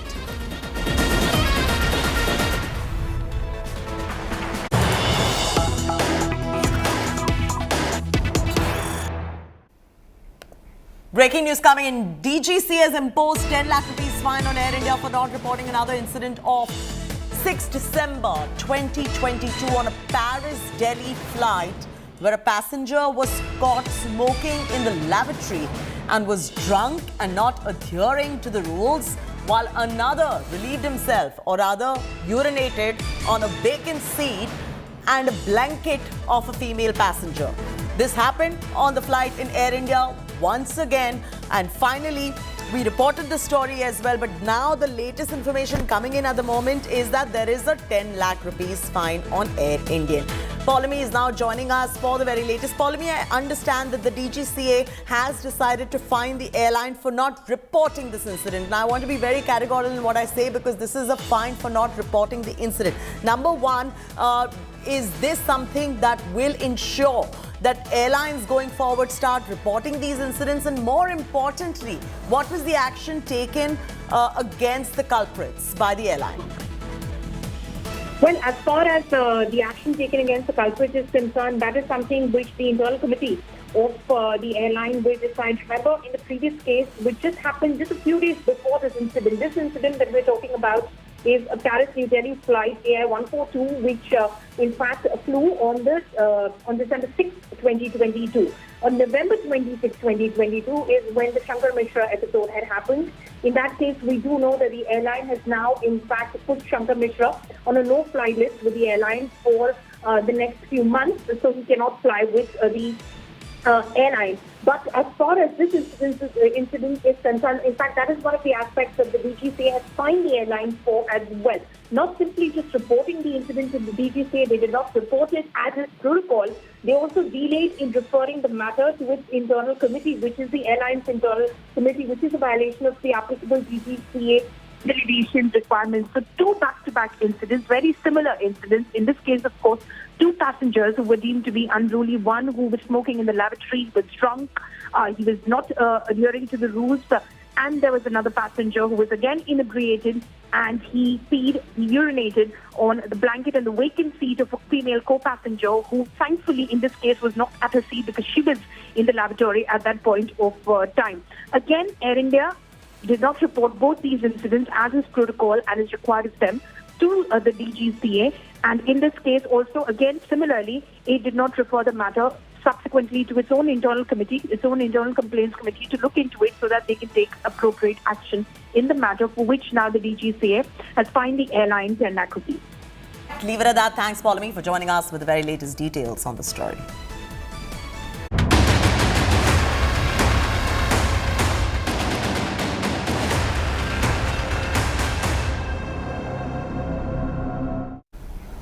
After massive embarrassment for Congress over Digvijay's surgical strike remark, Rahul Gandhi finally breaks his silence. During a press conference in Jammu, Rahul Gandhi not only distanced himself from Digvijay's remarks but also called it ridiculous.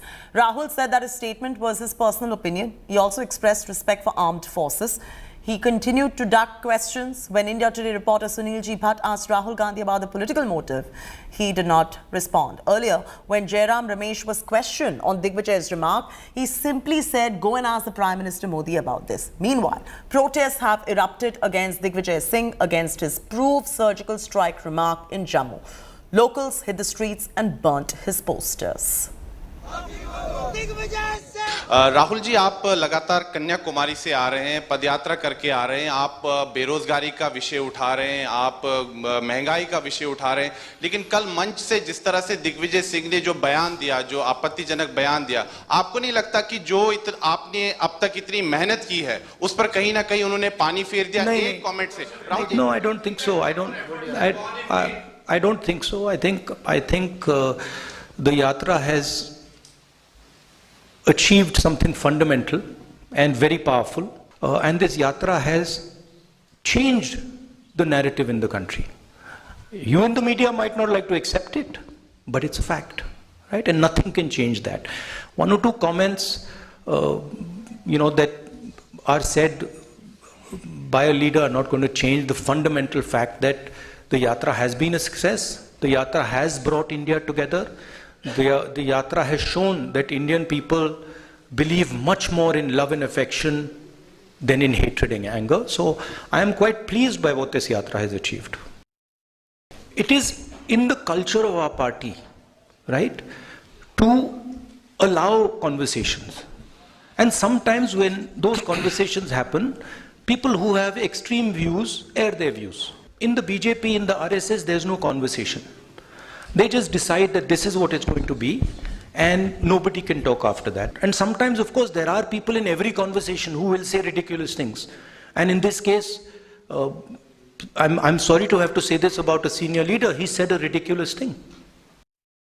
जो दिग्विजय सिंह जी ने कहा उससे मैं बिल्कुल agree नहीं करता हूं. हमारी आर्मी पर हमारा पूरा ट्रस्ट है. अगर आर्मी कुछ करे सबूत देने की कोई जरूरत नहीं है. तो मैं पर्सनली उनके स्टेटमेंट से कंप्लीटली डिसएग्री करता हूं और कांग्रेस पार्टी के ऑफिशियल पोजीशन भी यही है कि वो दिग्विजय जी का पर्सनल ओपिनियन है, वो हमारा ओपिनियन नहीं है. राहुल गांधी आपकी पार्टी को हो क्या गया है? आपकी पार्टी ने देश पर राज किया है ना. सेना की शहादत का सबूत नहीं मांगते राहुल गांधी. देश उनके शौर्य को सलाम करता है, सैल्यूट करता है. और जो सबूत मांग रहे हैं तो संसद में बताया जाए तो क्या किया जाए? सब खोल के रख दें और पाकिस्तान में आतंकवादियों के आकाओं को सब मालूम हो जाए कि भारत अपनी सामरिक सुरक्षा कैसे करता है. जबकि चाहे वो बालाकोट की घटना हो, चाहे वो उरी का स्ट्राइक हो, सर्जिकल स्ट्राइक, पूरी दुनिया में भारत की सेना के शौर्य और स्ट्रैटेजी की तारीफ हो रही है. तो राहुल गांधी से उम्मीद क्या किया जाए? गलवान पर सेना के बारे में बड़े ही अपमानजनक शब्दों का प्रयोग किसने किया था कि भारतीय सेना पिट गई वहां पर? ये हैं कौन मिस्टर दिग्विजय सिंह? बाटला हाउस पर सवाल, ओसामा जी, जाकिर नायक शांति के दूत, पहले भी सर्जिकल स्ट्राइक. राहुल गांधी ने सबूत मांगा था 19 के चुनाव में, तो आप सब देखा है आपने. लेकिन भारत को कमजोर करने की ये आपकी बार बार प्रक्रिया कब तक चलेगी राहुल गांधी? देखिए, भारत के अंदर 3 ऐसे महापुरुष जन्मे हैं जिनको जो पाकिस्तान की रोटी खाते हैं, या पाकिस्तान की रोटी खाते हैं कि नहीं खाते, पर पाकिस्तान का गाते जरूर हैं. उसमें से एक है श्रीमान दिग्विजय सिंह जी, एक है श्रीमान राहुल गांधी जी और एक है श्रीमान अरविंद केजरीवाल जी. ये भारत के शौर्य पर, भारत के सेना के शौर्य पर, भारत की वीरता पर हर हमेशा सवाल खड़े करते रहते हैं. पाकिस्तान की जूठन खाए हुए जैसा व्यवहार करते हैं, पाकिस्तान की भाषा बोलते हैं, आतंकवाद की भाषा बोलते हैं. अब तो मेरी सेना से करबद्ध प्रार्थना है कि जब भी सर्जिकल स्ट्राइक हो तो इन तीनों महापुरुषों को उन विमानों के नीचे बांध दिया जाए और वहां जब बमों के साथ इनको भी पटक दिया जाए, जिससे वहां पर कितने मरे, कितने पाकिस्तान के आतंकवादी हमने मारे, कितने कैंप उड़ाए, ये गिन गिन के लाएं और भारत को आके बताएं. Sunil ji Bhatt is now joining us from Jammu for the very latest on this. Sunil ji, I believe there was a question asked by you that was ducked by Rahul Gandhi. What was that and what happened? Absolutely, Cheti. The Congress party understands the political repercussions of what Digvijay Singh said yesterday, and that is why today Rahul Gandhi, in response to my question, clarified that the Congress party doesn't agree with Digvijay Singh, and the Congress party, doesn't question the valor of our armed forces. He said that whatever the armed forces do, there is no need for them to provide any proof to anybody. So clearly, Rahul Gandhi issued a clarification on behalf of the Congress party, and he even went on to say that what Digvijay Singh said was ridiculous. So very strong comments coming in from Congress leader Rahul Gandhi, because, Cheti, what Digvijay Singh said yesterday from his podium in Jammu has somehow, dented Rahul Gandhi's Bharat Jodo Yatra, and it has damaged the Bharat Jodo Yatras. Now, the Congress party, an embarrassed Congress party, is in a damage control mode, and that is why now Rahul Gandhi has clarified the party's position. Number one. Number two is that Digvijay Singh was missing today from the stage, because all through the Bharat Jodo Yatra, we have seen that both Jairam Ramesh and Digvijay Singh, are there on stage. Rahul Gandhi is flanked by them. But today, there was no Digvijay Singh on stage, so it shows that the Congress party is upset with what Digvijay Singh said, and the Congress party feels that somehow Digvijay Singh has, damaged the cause of the Congress party, because Rahul Gandhi has been time and again saying, yesterday also in his rally he said that he talked about the issues of unemployment, inflation and other important issues, but Digvijay Singh somehow, hijacked the entire event, and he made very controversial remarks on the surgical strikes as well as on the Pulwama terror attack. Cheti, all back right, to you. thanks Sunil ji for getting us details right there. We're getting some breaking news coming in, cutting straight across to it.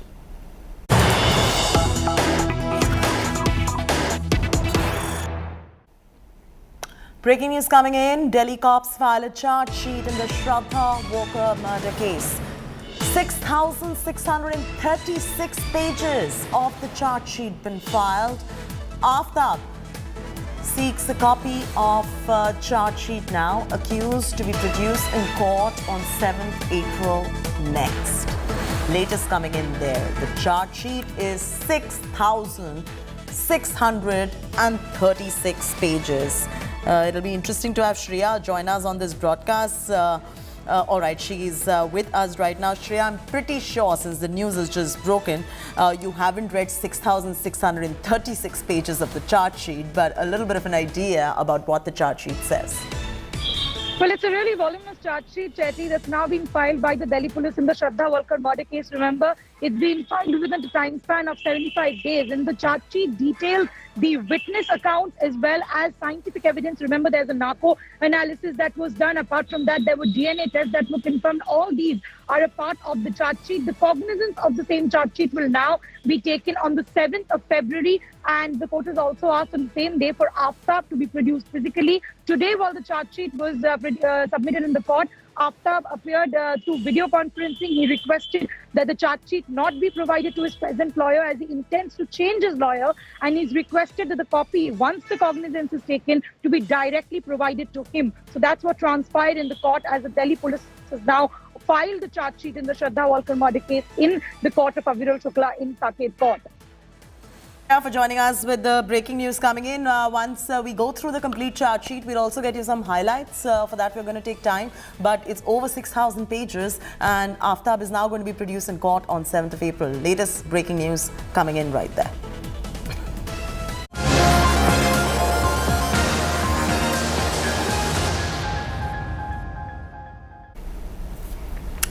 Several student bodies across various Indian universities are planning to screen BBC documentary on Prime Minister Modi days after the centre restricted the airing. Students screened the documentary at the University of Hyderabad campus on Sunday. While the university's administration said awaiting a report on the incident, the Students' Union has now denied doing anything illegal or wrong. Meanwhile, the Jawaharlal Nehru University Students' Union had planned to screen the documentary in the campus at 9 p.m. this evening. However, the JNU administration has now asked the students' body to cancel it, citing no prior permission was sought for this screening. A complaint has been filed against JNU-SU, which is the student union, seeking preventive measures against the screening. However, JNU-SU president has stated they are going to go ahead with the screening despite the JNU admin notice. Students wing of SFI, DYFI, Kerala Congress are all planning to screen the documentary at several different places in Kerala. Controversy erupted in Hyderabad Central University campus after a screening of the BBC documentary India, the Modi Question, was done by a group of students in the North Shopping Complex of the Hyderabad Central University campus on Saturday evening around 7:30 p.m. After which the ABVP has filed a complaint with the university authorities and demanded action against the group of people who have screened this documentary at the university campus. ABVP has also alleged that this move was to disturb peace and harmony inside the campus, and this was not done according to the protocol by taking permission from the university. However, the student union leader of the Hyderabad Central University campus have stated that if the university takes any action against the group of students who have screened this BBC documentary, then there will be a mass screening that will be organized inside the campus after the action pertaining to this incident, if so, will be taken from the university authorities. With camera person Damodar, Abdul Bashir, Hyderabad. वो documentary है और documentary का कोई भी भारतीय सरकार द्वारा कोई भी नोटिस नहीं है कि वो बैन है या जो भी है। तो यहाँ पे कुछ लोगों ने डॉक्यूमेंट्री जो है दिखाई और आज जेएनयू में भी दिखाया जा रहा है, अलग अलग विश्वविद्यालय में दिखाया जा रहा है और हम वो डॉक्यूमेंट्री फिर से दिखाएंगे यहाँ पे। You have a freedom of expression. Yes, you can talk anything, and you people are humiliating Modi and scolding Modi and government of India. You are doing that from lot of years when government Modi ji came into the power. You have that freedom. So, but my question: why you people telecast this screen this documentary? Because because you want to destroy the peace and harmony inside the campus. So my question to the organizers, Campus Fraternity Group of India, student group, I am questioning them. So you don't want the university is a peace. ये लोकतंत्र पे हमला है, ये JNU के छात्रों की आज़ादी पर हमला है, ये देश की आज़ादी पर हमला है। प्रशासन ने तो मना किया है, लेकिन हम लोग प्रेशर बना रहे हैं और स्क्रीनिंग कराना ऐसा नहीं है कि इससे पहले जेएनयू में स्क्रीनिंग नहीं हुई है। अगर ये स्क्रीनिंग आज नहीं हो पाती है किसी भी प्रेशर की वजह से, तो हम ये मानेंगे कि देश में लोकतंत्र, देश का लोकतंत्र दोनों खतरे में है।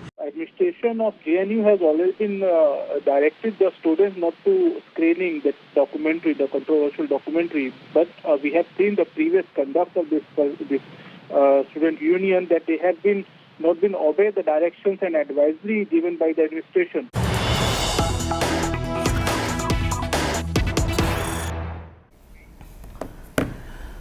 Breaking news coming in. Indian wrestlers Bajrang Punia and Vinesh Phogat have taken to Twitter and expressed disappointment with the recently appointed Oversight Committee. In a tweet, they said that the committee was formed without any consultation with the wrestlers. The Oversight Committee formed by the Sports Ministry includes Mary Kom, Yogeshwar Dutt, Trupti Murgunde, Rajagopal and Radhika Shriman. Latest coming in, there's dangal going on at the moment, as you already know, for justice by the Indian wrestlers. Now, Bajrang Punia, Vinesh Phogat have taken to Twitter expressing disappointment with the recently appointed Oversight Committee. They are not happy with this committee. They are not happy. It's evident because they put out a tweet saying that the committee was formed without consultation of the wrestlers, and the Oversight Committee formed by the Sports Ministry, including Mary Kom, Yogeshwar Dutt, Trupti Murgunde, Rajagopal and Radhika Shriman, seems that it's not acceptable to them. So now the wait and watch is that what and how does the Sports Ministry react to this, because there has been a committee which has been formed much to the disapproval of the wrestlers who actually have the problem. So then the question arises is that what are their expectations and what kind of a committee would they like to see, and what are the problems with the existing committee? Is it a problem with the members of this committee? If so, which members of the committee they have a problem with? All of this is something that our reporters will get you, because we'll have to hear it from the horse's mouth. We'll have to hear it from the Indian wrestlers what their objection really is. But prima facie, from the tweet they've put out, it's very evident that this is not acceptable to them. And now the onus definitely falls on Anurag Thakur's ministry, the Sports Ministry, to come up with a plausible resolution which is acceptable to everyone. Nikhil Naz now joins us. Nikhil, many questions come up. What is the issue with this panel? And if there is an issue with this panel, who exactly do they have a problem with in this panel? And what, according to them, would be a plausible course of action? And then the onus then falls on the Sports Ministry too. Well, Jyoti, just to let you know, I mean, you remember that the aggrieved wrestlers had a meeting with the Sports Ministry, and in fact, it was 2 rounds of meeting that they had at the Sports Minister's residence. They were assured that, listen, they will form a committee, and that committee will fairly look into all the charges that were being leveled against the Wrestling Federation. After which, the wrestlers then called off their dharna, which they were doing at Jantar Mantar. But what the wrestlers are unhappy about is that 5-member committee that has been set up by the Sports Ministry. They haven't named anyone, but have said that a few members of that committee, they say that, you know, we were told at the time that when the committee would be set up, we would be consulted in terms of the members that would have been appointed. But they say, unfortunately, we were not consulted, and the committee has been set up without any consultation. And this is something that they're not happy about. They really haven't come out and named any member who they wouldn't want in the committee. So that's not been made clear. But it's clear right now, and it's not just one wrestler. We've heard it now from. But you know, Nikhil, it's important to know what exactly the problem is with this particular committee. Yes, they voiced their displeasure, but what exactly is the problem? Because unless and until they say what they have a problem with, the Sports Ministry will not be able to take corrective course of action. Well, that's right, Jyoti. So we'll have to wait for the wrestlers then to come out what that really problem is, something that they really are aggrieved about at the moment. Probably they don't want to come out in the open and address it in the media. Probably they want to address it behind closed doors, to go to the Sports Minister and then actually come out with their problem. But clearly they would have tried to make an attempt in getting their message across to the sports ministry. Once that may not have happened, that's when they've decided to go public. Maybe now that the media highlights, maybe they will have another round of meeting and they can actually pinpoint is there an individual that they have an issue with? Is it the entire committee that they're not happy about? Also, you must remember there are two members of this committee that are also in the committee that Could it also be that, they were consulted by the sports ministry? They, in principle, agreed to have an oversight committee, but now, after the names of the committee members have come out, they are disapproving of the people who formed the committee. Well, that's exactly how it is, Chetty. As I mentioned at the start, that this was agreed upon, that there will be a committee in place. This was agreed by both the parties, and that was made very clear earlier. It's clearly after the names that have really come out that they're unhappy about it. It's clearly the composition of the committee that hasn't gone down well with the wrestlers. That's pretty evident because that they wanted a committee. This is something that was agreed upon by both parties to begin with. So over and above a tweet, Nikhil, are they planning to now have a private dialogue with the sports ministry? Are they planning to go ahead with some dharna? What is their course of action? Because we just have a tweet at the moment. Well, Chetty, I mean, since this is a developing story, we get to know what their next course of action is. Having seen what has transpired, recently, you could fairly assume that they may have tried to get that message across to the sports ministry. Once it did not, probably, I mean, this is the last resort when you go public because, once then it is highlighted by the media, there will be some sort of a, dialogue then between sports ministry and the wrestlers, though there could still be a question asked. I mean, sports ministry on their own accord could be right if they were to question why should the sports ministry be consulting the wrestlers as to what the composition of that committee should be. I mean, if you want a fair and independent committee and if you're not happy with certain players, should the wrestlers who are also party to that entire investigation be the ones that decide who the members should that's be? A very good on point. That same thing. That's a very on the good same point. thing, you could then have the. But then the other side, Nikhil, is that you're running into the same argument on the other side as well, because the person who they've complained against is a Bharatiya Janata Party member in the sports ministry, as you already know. The Anurag Thakur is from the BJP, so there's another side of that argument. All right, Nikhil is going to be joining us in moments from now with all the very latest on this story. But moving on now.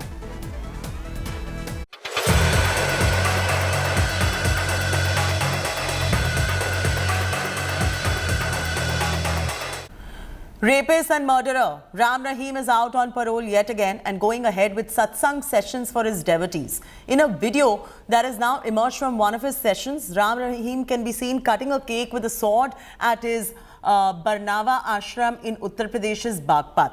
The rape and murder convict is out on 40-day parole and was seen celebrating at his ashram by cutting this massive cake with a sword, which is also a prohibited activity under the Arms Act. In the video, you can see there, we're playing that visual will come on your screens in moments from now. He can be seen and heard saying that he's cutting a cake after 5 years, so should be celebrating by cutting 5 cakes between 2020 to now. Rahim has been granted a parole of 133 days in all, which has sparked a massive outrage anyway, and a debate on whether the self-styled godman is enjoying VIP treatment in jail. Amidst the outrage over repeated paroles for the self-styled godman, Haryana Chief Minister Manohar Lal Khattar said that he will not interfere in the matter, even as the BJP leaders brazenly are taking part in Rahim's satsangs. तो जैसे अभी उन्होंने बोला कि जी 5 साल बाद हमारे साथ मना रहे हो, तो फिर 5 केक तो काटने बनते ही हैं। तो आज पहला आपके लिए लेके आ रहे हैं। जी पवार साहब। गुरु जी धन धन सदगुरु तेरा यात्रा गुरु जी। आशीर्वाद बेटा, आशीर्वाद। बोलिए बेटा। शरण वंदन आपको। तो आज संस्था अभियान जो चलाया जा रहा है, तो इसमें आम जनमानस की जो रुचि व्यवस्था के प्रति आपने समय पे की है। मैंने पानीपत के अंदर स्वच्छता अभियान के लिए आपको दरखास्त लगाई थी। पानीपत में इतना स्वच्छता अभियान आपने कराया था, आज लोग याद रखते हैं।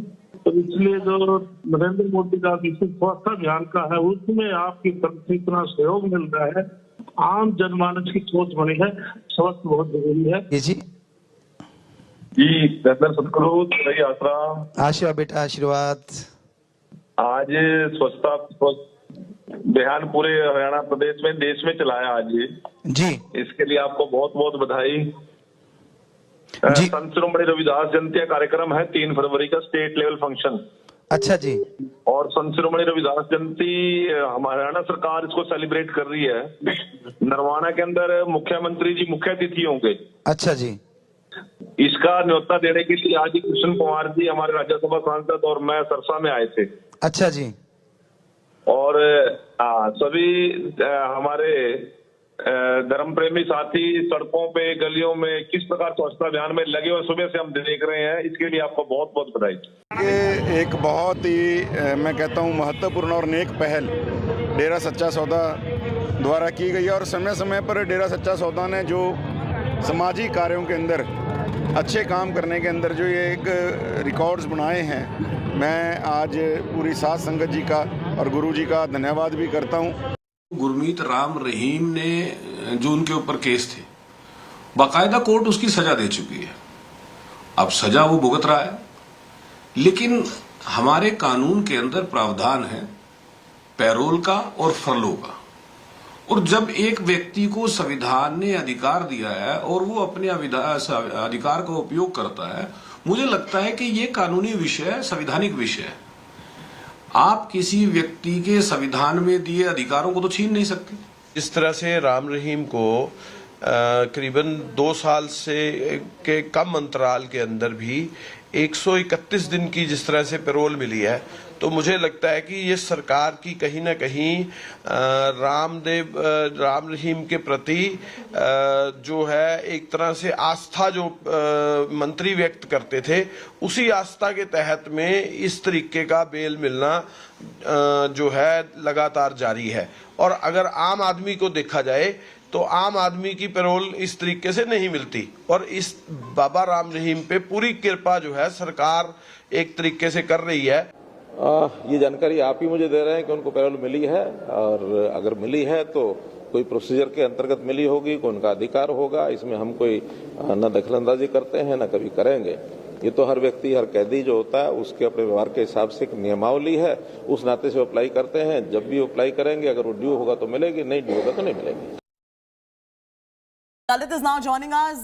He's one of our reporters on this story. I don't understand, Lalit, how can any neta from any political party for that matter, and here you have the ruling party, the Bharatiya Janata Party netas, they are openly attending Ram Rahim's satsangs, and we already know he's a rape and murder convict, and plus it's not like he's cutting cakes with swords, and all this is going on right out there when he's out on parole.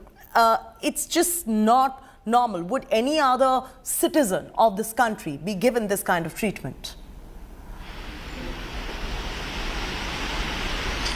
Definitely, if it seems that BJP has BJP is giving a special treatment to the self-claimed godman Dera Sacha Sauda Ram Rahim, and the way since he has been convicted, 133 days he has been on the parole and furlough in the past after. We can hear you. Lalit, go ahead. Lalit, go ahead. We can hear you. Exactly what I was saying.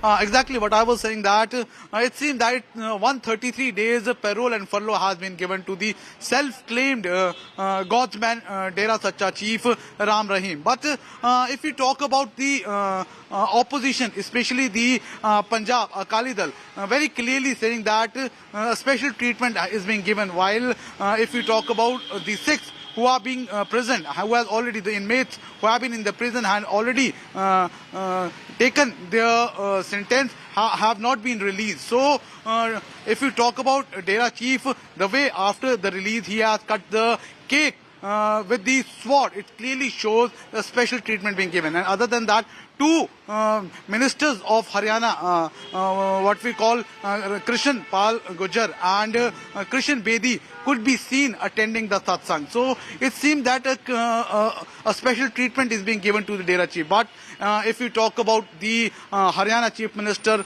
Manolal Khattar or the jail minister, clearly saying that he has been given the parole as per the law. And under the, if we talk about the Haryana... All right, Lalit, thanks for joining us with those details right there. I just want to put it out there. 133 days of parole for Rahim. Gurmeet Ram Rahim of Dera Sacha Sauda. A murder convict, a rape convict. In 2019 to 2020, 6 parole applications were rejected.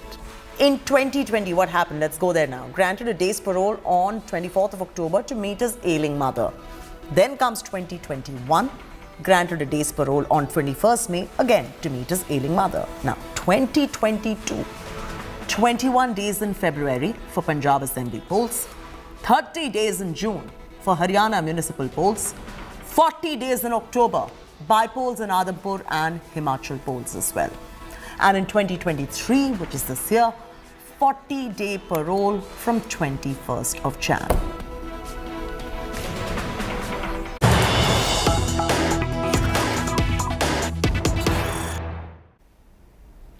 Breaking news coming in. Shocking attack in broad daylight in Ernakulam.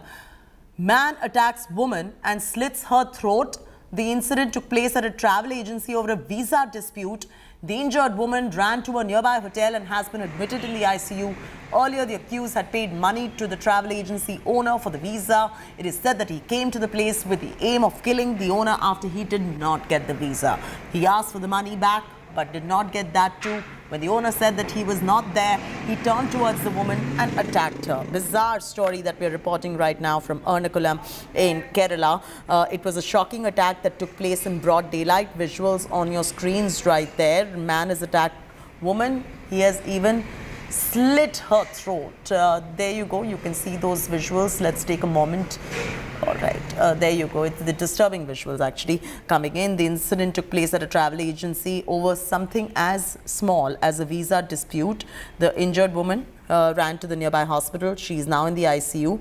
Earlier, the accused paid money to the travel agency for owner for the visa. It is said that he came to the place with the aim of killing the owner after he did not get the visa. We'll continue getting you more reactions and also how the woman is doing in moments from now. Slipping into a short commercial break. On the other side, Pathan is all set for a blockbuster opening. We're bringing you the story in much detail in moments from now. News from the world of entertainment products.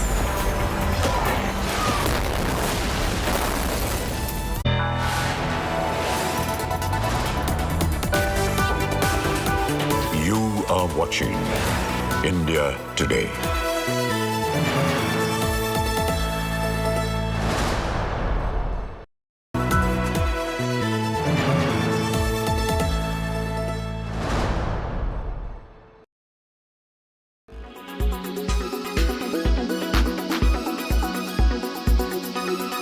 Making all the headlines this morning in the papers, Justice Sodhi, when you said that the Supreme Court has hijacked the constitution of the country.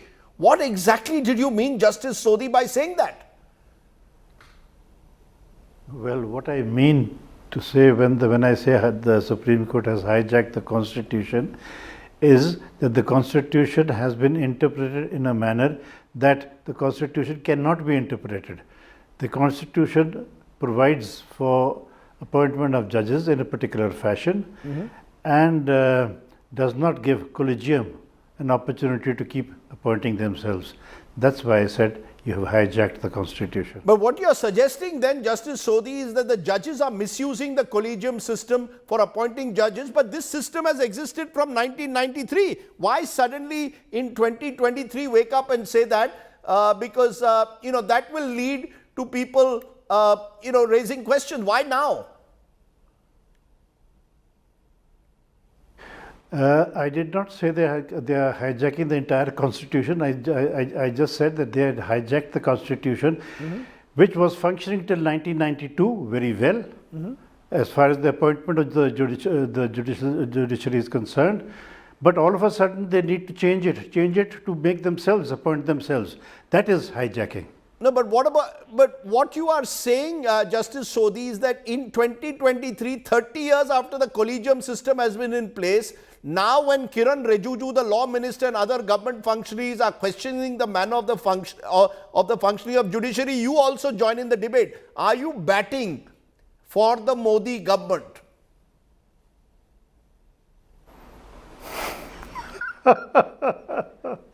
I am not batting for anybody. This question, this interview I gave on the 8th or 9th of January. I did not know what the law minister was doing or is going to use it or not use it. Mine was an innocent answer to a question asked by me by a journalist, and that is it. I had no other political motive to it. But if you can use it, what can I do about it?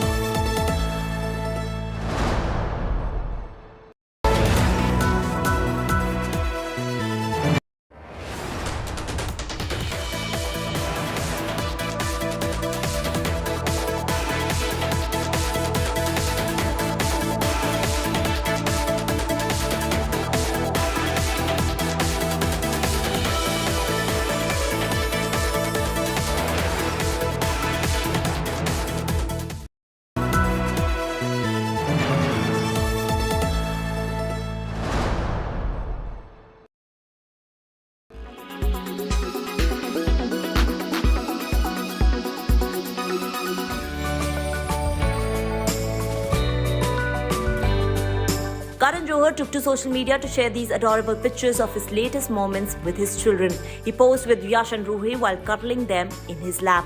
Along with these monochrome photos, he even penned a long note. He wrote, and we quote, "Being a parent is not an emotion, it's an explosion of every emotion you may have experienced. Words are not the best way to describe the feeling of being a parent. If only cuddles had a language of their own. Thank you for shooting these precious images."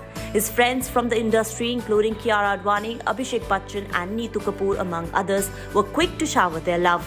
On work front, Karan Johar is busy working on his upcoming directorial Rocky Aur Rani Ki Prem Kahani starring Ranveer Singh, Alia Bhatt, Shabana Azmi, Dharmendra and Jaya Bachchan.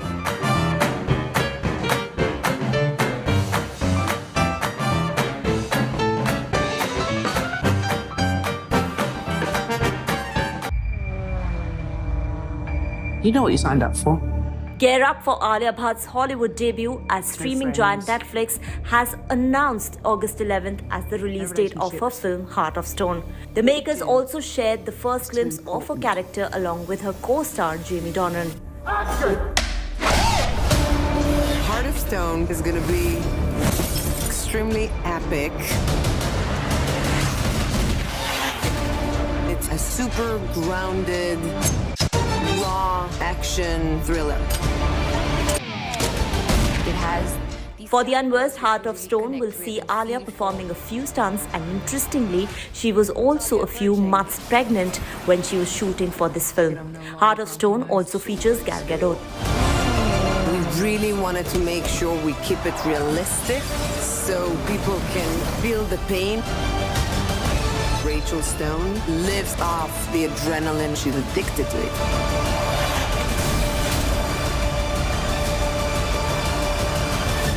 Stone? Stone!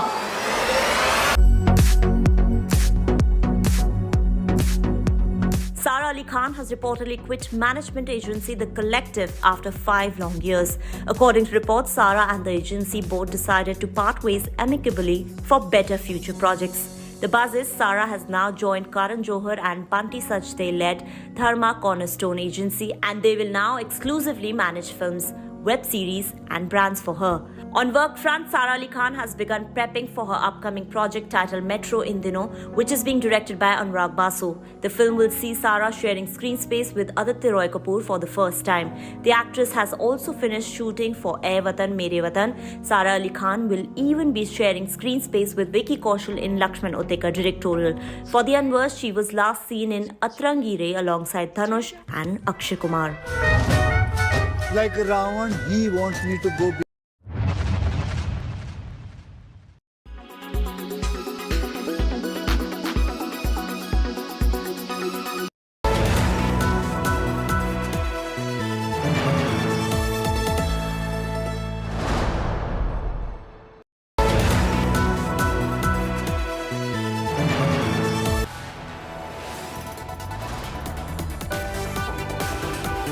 You are watching India Today.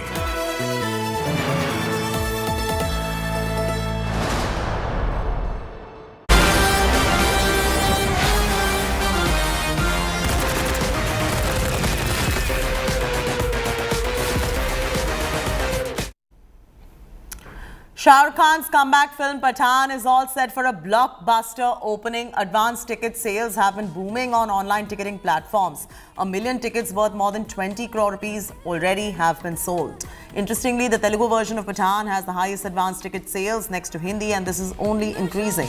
There are celebrations across South India over Shah Rukh's action-packed comeback.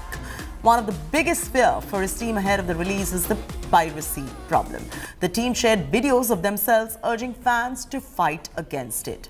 Earlier, there was a massive boycott call, if you remember, against Pathaan, and now after Prime Minister Modi's caution, right-wing organizations have fallen in line. They said no more protests will be staged against the movie.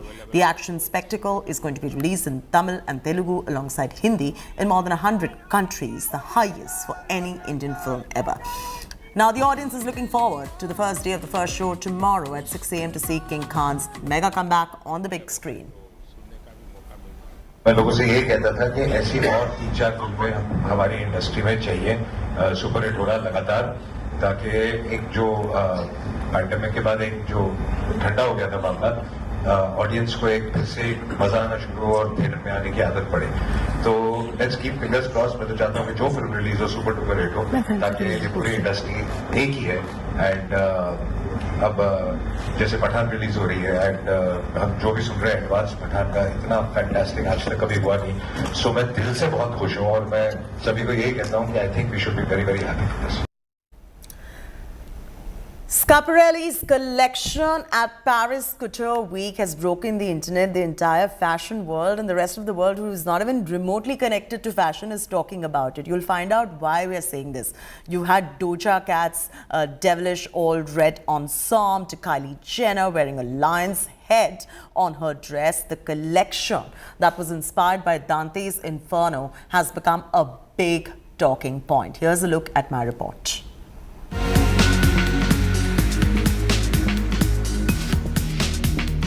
Naomi Campbell,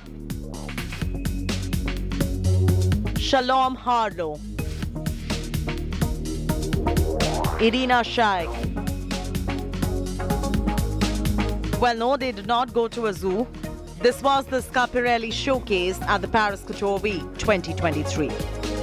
An eye-catching, attention-grabbing showcase of couture from the house of Schiaparelli has the internet gone wild. The Spring 2023 show also saw Kylie Jenner in the front row wearing a signature outfit from this collection. There was the leopard, the lion, and the she-wolf representing lust, pride, and avarice in Dante's allegory in hand-sculpted foam fabric with wood, resin, silk faux fur, and all hand-painted to make it come to life as much as possible.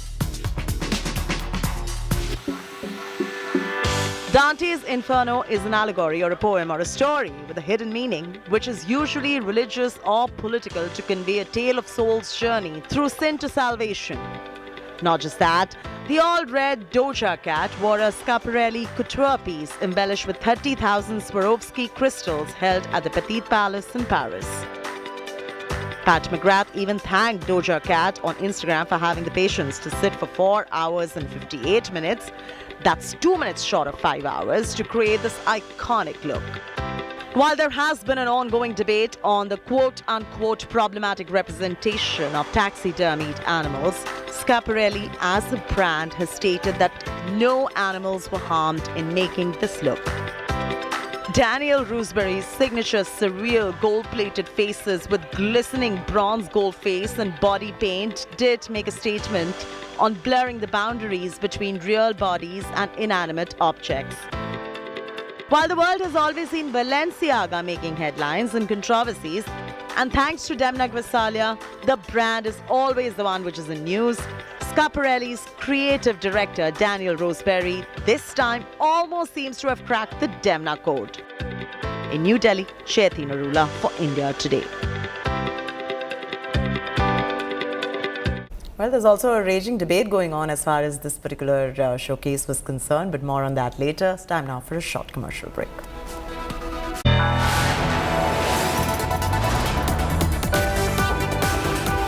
You are watching India Today.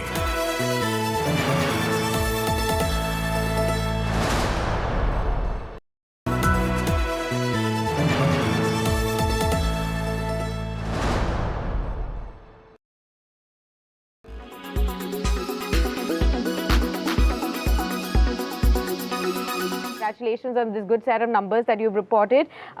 Your own take, was it in line with your expectations or better than your expectations? And also, what were the key factors that really supported the bottom line? As you know, we were the first ones in the life insurance space to do a M&A, and we had guided the street that we will be margin neutral about a year down the line, but very happy to share that we are already at margin neutrality, which means that the combined entities margins, new business margins are in line with where we were last year, and from here on we will continue to build that upwards. So slightly ahead. Apart from that, very happy in terms of whether it's in top line. We have grown faster than the sector at 17%. And all the elements of growth, our agency channel, their share has grown from about 14% to 18%. Annuity has trended upwards above 60%. Protection sequential growth has been about 13-14%. Credit life has grown upwards of 50%. And hence, because of all of this, this has not surprisingly resulted in fairly healthy margins and also a healthy PAT, like you mentioned, of over 15% growth. What are the trends that you're already witnessing? 20th of January already here, in January, and for the entire FY23, can we safely say it's going to be a good growth year for HDFC Life? Yes, it's going to be a holistic year. Good growth in profitability, very steady in terms of quality of business, in terms of persistency.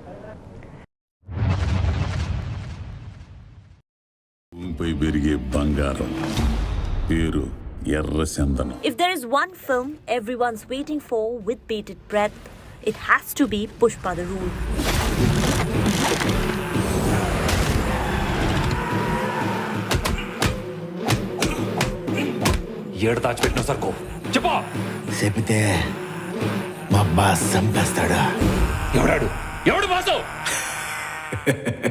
The next in the Allu Arjun starrer franchise, which will be in continuation of its first part. It will witness the clash between his character Pushpa Raj and antagonist Bhavar Singh Shekhawat.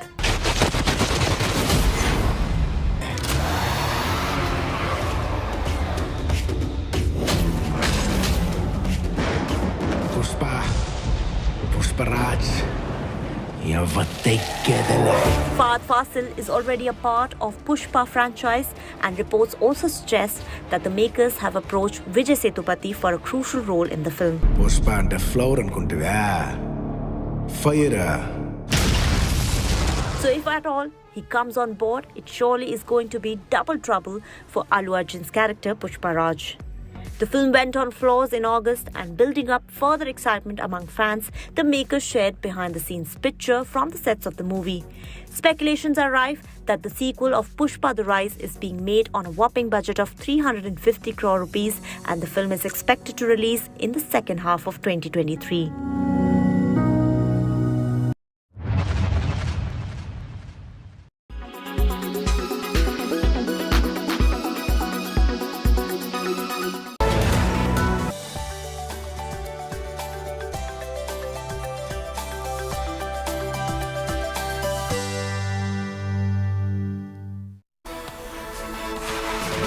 45 days after Delhi's MCD results were announced, the position for National Capital's mayor still remains vacant. The MCD House was adjourned for the second time without electing the mayor and deputy mayor as ruckus and sloganeering erupted between BJP and AAP councillors. After massive embarrassment for Congress over Digvijay's surgical strike remark, Rahul Gandhi finally breaks his silence. During a press conference in Jammu, Rahul Gandhi not only distanced himself from Digvijay's comments, but also called it ridiculous. Rahul said that Digvijay Singh's statement was his personal opinion. Row over BBC documentary on Prime Minister Modi continues. Students screened the documentary at the University of Hyderabad campus on Sunday, while the university's administration said awaiting a report on the incident. The Students' Union has denied doing anything illegal or wrong. Meanwhile, JNU Students' Union, or the JNUSU, had planned to screen the documentary in their campus at 9 p.m. this evening. However, JNU administration has asked the students' body to cancel it, citing no prior permission.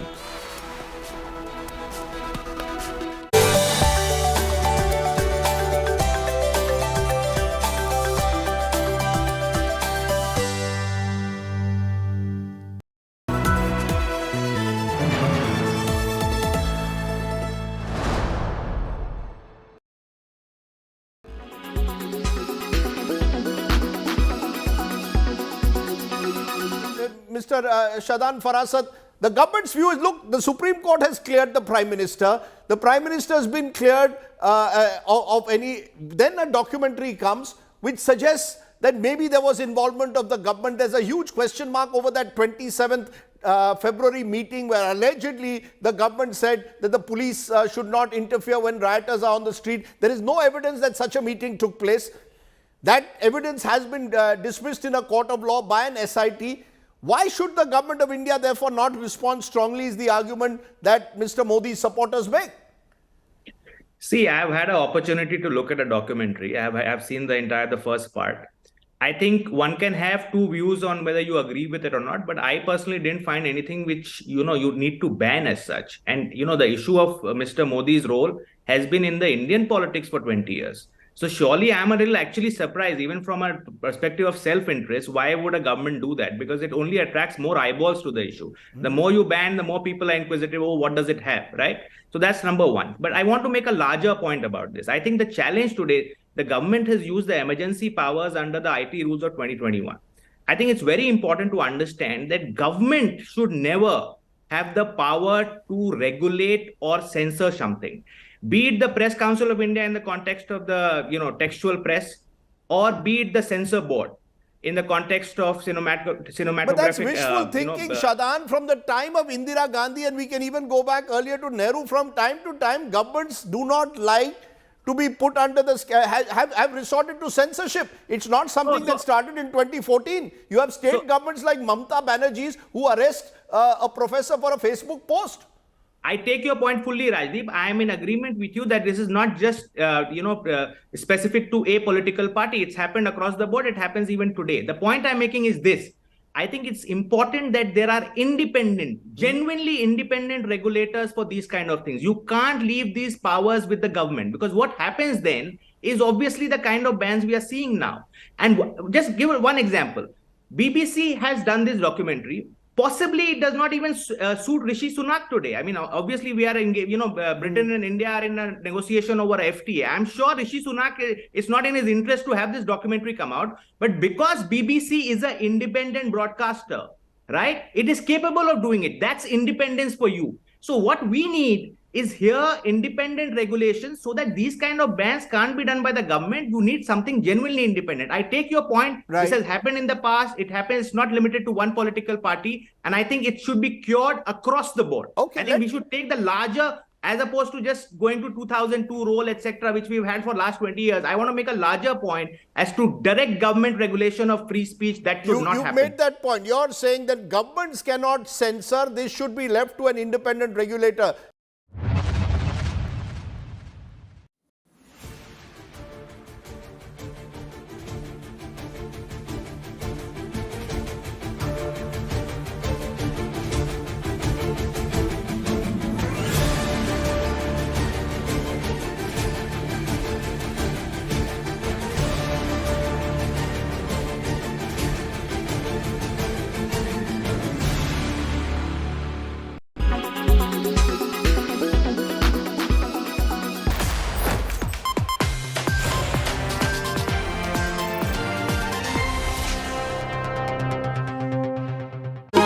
पिता शास्त्राम जी महाराज का 104वां पवित्र। Rapist Baba out on parole again. Love charger rapist sword video goes viral. जैसे अभी अभी उन्होंने बोला कि जी 5 साल बाद हमारे साथ मना रहे हो, तो फिर 5 केक तो काटने बनते ही हैं। तो आज पहला आपके लिए लेके आ रहे हैं। धन सदगुरु तेरा यात्रा गुरु जी। आशीर्वाद बेटा, आशीर्वाद। BJP नेता celebrate along with this rapist Baba. मैं कहता हूँ महत्वपूर्ण और नेक पहल डेरा सच्चा सौदा द्वारा की गई है। इसके लिए आपको बहुत बहुत बधाई। This is how a rape convict is treated. And is this what he got parole for? That's our top focus on 5 Live.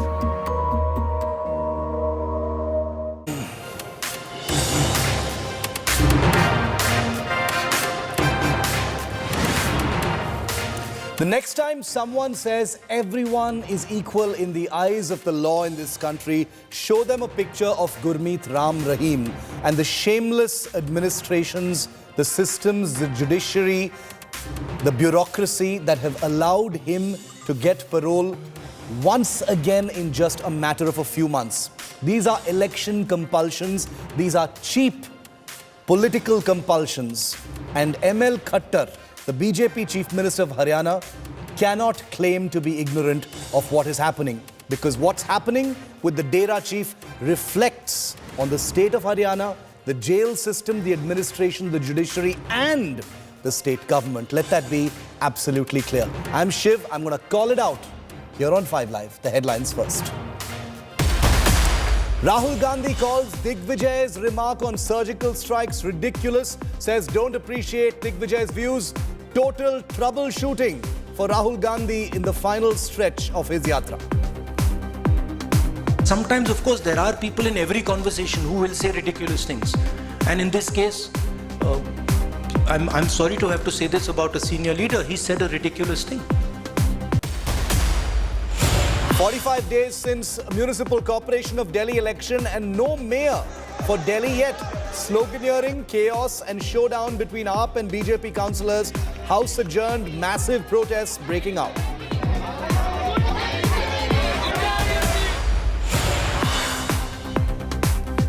BBC Modi film storm rages in India. Kerala Congress and CPM to screen documentary across the state on Republic Day. ABVP files complaint over Hyderabad University screening. JNU Students' Union to also show the film. As countdown to the Karnataka election begins, Kolar becomes political epicenter. BJP mocks Siddaramaia's Kolar fight. Yediyurappa takes drama jibe at Siddaramaiya. All eyes on RRR as official nominations for the Oscars to be announced at 7 p.m. India Today's big preview starts at 6:30 p.m. After the Golden Globes glory, more global laurels for RRR await.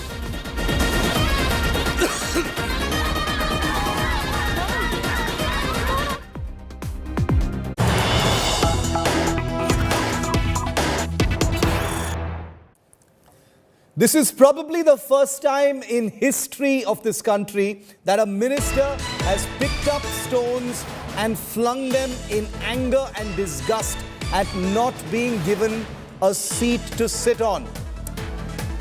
DMK minister in Tamil Nadu, SM Nasser, is the man you see on your screen who was caught on camera throwing stones at DMK workers in Tiruvallur in Tamil Nadu. Now, obviously this has triggered a political backlash, first from the Tamil Nadu BJP chief K. Annamalai, who has lashed out, saying in India's history, has anybody seen a government minister throwing stones at people in frustration, no decency, no decorum, and treating people like slaves? That's DMK for you. Well, the political backlash aside, SM Nasser is a minister in the MK Stalin government. He is a member of the DMK, and he's been caught on camera hurling a rock in a fit of anger. The reason is not clear just yet. Some reports talk about how he was not given a chair or a place to sit. it is not clear what the reason for him throwing that stone is. Let's get some clarity from India Today. Is Shilpa Nair joining us live from Chennai. Shilpa, what happened? Can you explain what happened in these pictures? Well, Shiv, clearly the appeal made by Tamil Nadu Chief Minister and DMK Chief M.K. Stalin has fallen on deaf ears. Just few months back, M.K. Stalin had instructed his party colleagues to conduct themselves in a responsible manner when they are in public. But instance after instance, we are seeing how some of his party colleagues and some sitting ministers are creating embarrassment for the government. And in the latest instance, of course, it is DMK Minister SM Nasser who holds the portfolio for milk and dairy development. You can see in those visuals as to how he's picking up a stone and hurling that stone at a worker who was present. In fact, what we're given to understand from our local sources there is that the minister was angry because the workers were, they showed some kind of delay in getting chairs for the minister, and other officials were present, other party workers as well were present there, and that is the reason why the minister got angry. And even in the video you can see how the minister is scolding that particular party worker. He then picks up a stone and hurls it at the worker. It's unclear as to whether that stone hit the party worker, but nevertheless this video has now gone viral on social media platforms, and like you rightly said, opposition parties, of course, are now taking it up. In fact, BJP Chief K. Annamalai has taken to Twitter, and I'm just going to read out what he has tweeted. He said, "In India's history, has anybody seen a government minister throwing stones at people? Display of this by a DMK government minister, Thiru Avadi Nasser, throwing stones at people in frustration. No decency, no decorum, and treating people like slaves. That's DMK for you." And not just the BJP, even the AIDMK has taken up this issue. We, of course, reached out to SM Nasser, but he was unavailable for comment, for any comment. But we are, of course, awaiting to get a reaction from the minister and the DMK government, because what has happened is completely unacceptable. This kind of high-handedness by a sitting minister is simply unacceptable, and we are, of course, waiting to hear what the minister has to say in his defense, because what is clear from the videos that he gets angry with the worker. He asks the worker for a chair. He then picks up a stone and throws it at that particular worker, which now, of course, has raised several questions, with many of them questioning the arrogance. Shilpa, stay with me. We have Kovai Satyan of the AIA-DMK, the opposition AIA-DMK, also with us for a reaction. The BJP has already reacted. Kovai Satyan, thanks for being with us here on India Today. SM Nasser, minister in this government, hurling a rock. I don't think anybody has seen images of this kind before, of a minister allowing his anger to, make him actually pick up a rock and throw it apparently at some DMK workers. Your reactions to this? DMK party, its ministers and MLAs are a disgrace to Tamil Nadu. This action is highly condemnable. It is the cadres who have toiled and worked hard for years for them to be in the position what they are right now. Not giving the due respect and treating them as slaves. That's why AIDMK called the cadres of DMK as dynasty slaves. They work for one family and they have a dynasty rule. That's the reason why we call them as dynasty slaves. Despite them being treated as slaves, they deserve a little bit of respect on a humanitarian grounds, which is not there in the books of DMK. They only talk about self-respect, social justice and equality on public rallies and mics, on propaganda, but they don't follow. They don't respect. No, I'm actually wondering whether any action is going to be taken, because this is a public representative. So the laws should be applying even more on someone like him, because he's supposed to be a role model. He's a minister, in a progressive state like Tamil Nadu. How dare he pick up a rock and throw it at, like you rightly said, DMK workers who are the backbone of the party, the people actually doing all the work. You shouldn't be throwing rocks at anybody, but least of all, perhaps, those who are actually sweating every day for the health of the party that's in power in Tamil Nadu. So I'm wondering if any action is going to be taken against this minister who's been captured on camera. His name is SM Nasser. We also have, stay with me, Kovai Satyan, Narayan Tirupati of the BJP in Tamil Nadu is also with us on the phone line for a reaction. Mr. Tirupati, SM Nasser, minister picking up a rock and throwing it at DMK workers. That's ridiculous, sir. That is what we have been saying, that probably he would have thought about his early life, what he was doing before becoming a minister. And this is ridiculous, and Mr. Stalin is very slowly, witness to all these things. his ministers calling anomaly in a very worst behavior, and his ministers calling the governor ridiculously and filthily. And all these are happening in Tamil Nadu. Now the minister throws a very big stone towards the public. They will be thrown out very shortly if this is going to continue. Mr. Stalin has said that he is having sleepless nights. And it is very clear that these ministers are giving him sleepless nights. So let us end. Let us end the sleepless nights of Mr. Stalin. Okay, Narayan Tirupati, thanks very much for speaking to us. Shilpa and her team will continue to report on what action, if any, is going to be taken against this DMK minister. Picking up a rock and throwing it at DMK workers is what this man has been caught on camera doing. We'll keep you posted on any action if it is taken against him.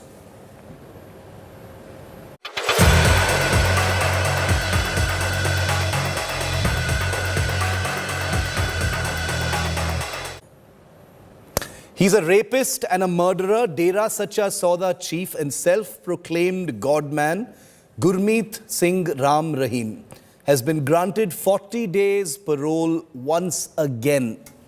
It happened on Friday, and since then he's been on a celebratory spree, enjoying his 40 more days of freedom. He's doing satsang after satsang, meeting his sect, inaugurating a cleanliness drive, engaging with political leaders, and even cutting a cake with a sword. You heard that right, cutting a cake with a sword. This man is a rapist. This man is in jail for life. His VVIP parole has triggered, expectedly, a huge controversy. The big question is, did he get parole to cut a cake with a sword? And how shameless is the administration? How shameless is the system? How shameless is the state government to be oblivious or claim to be oblivious to why this is happening?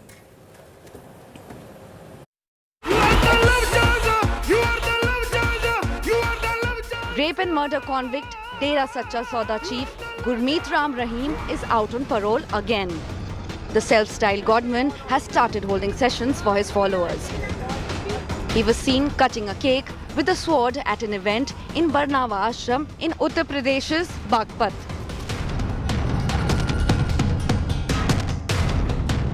तो जैसे अभी उन्होंने बोला कि जी 5 साल बाद हमारे साथ मना रहे हो, तो फिर 5 केक तो काटने बनते ही हैं। तो आज पहला आपके लिए लेके आ रहे हैं।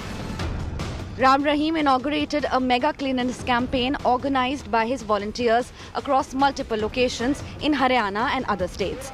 Senior BJP leaders from Haryana, including Rajya Sabha MP Krishnalal Pawar and former Minister Krishan Kumar Bedi, attended the event.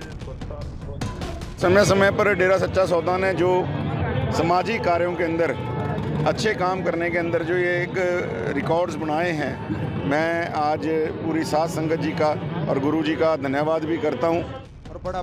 Between 2020 and now, Ram Rahim has been granted parole of 133 days in all, raising questions of VIP treatment accorded to the convict. ये सरकार की कहीं ना कहीं राम रहीम के प्रति जो है एक तरह से आस्था जो मंत्री व्यक्त करते थे, उसी आस्था के तहत में इस तरीके का बेल मिलना जो है लगातार जारी है।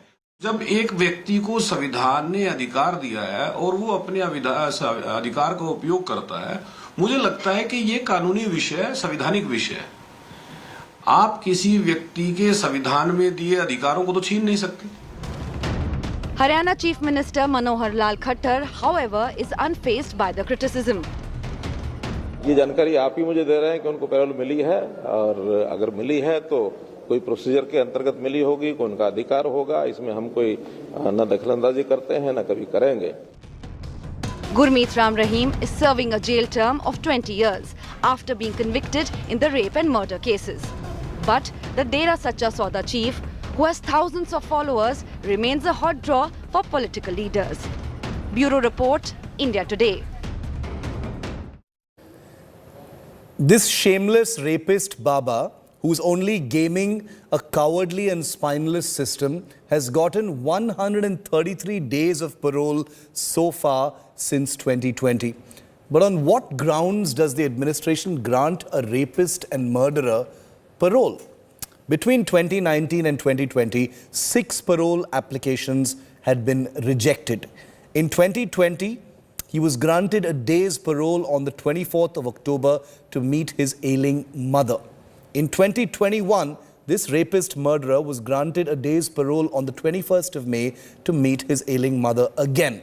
In 2022, 21 days in February, this was during the Punjab Assembly elections, and 30 days in June during the Haryana municipal polls, and then 40 days in October for the by-polls in Adhampur and also the Himachal Pradesh election. And now in 2023, this rapist murderer, this shameless godman, has been granted 40 days parole from the 21st of January. He's convicted for life, ladies and gentlemen, for rape. He is supposed to be in jail for life. Parole is a privilege, it is a right, it can be applied for. But are you telling me that the law is equal for everyone? Is it applied equally to everyone? Don't make me laugh when someone suggests that. Lalit Sharma joins us live from Chandigarh for more on this. Lalit, for what amazing heavenly reason has this rapist been given parole this time? From ailing mother to municipal polls in Haryana, to Punjab Assembly elections, to Himachal polls, to Adhampur by-election. Now what is the excuse? This time the Dera Chief has been given the parole, 40 days parole to attend the birth anniversary of the former Dera Chief Shah Satnam Singh, which falls on January 25, means tomorrow.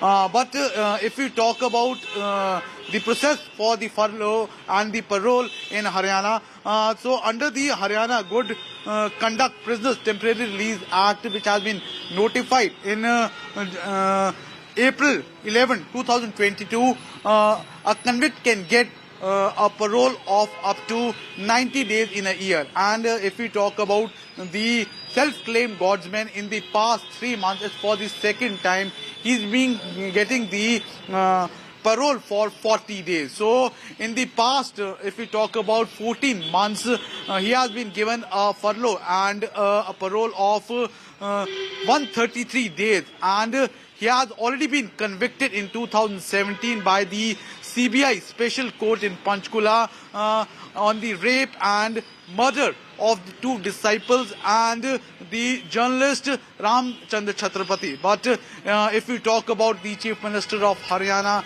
and the Jail Minister of Haryana, Lalit, we've got some breaking news. Stay with me. Former Haryana Chief Minister and Congress leader Bhupinder Singh Hooda has backed this rapist. Big surprise. I mean, no surprise at all. I'm being sarcastic, of course.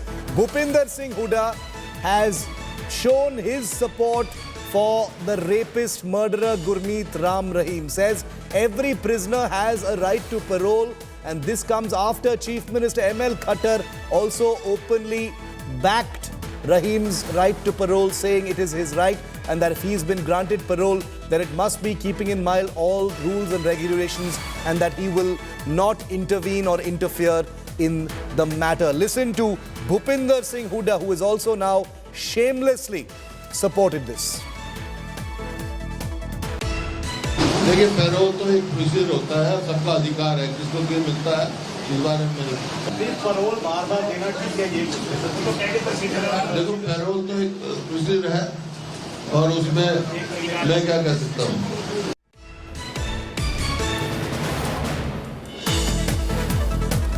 Lalit, coming back to you, what is on Gurmeet Ram Rahim's agenda? Today he's been cutting a cake with a sword.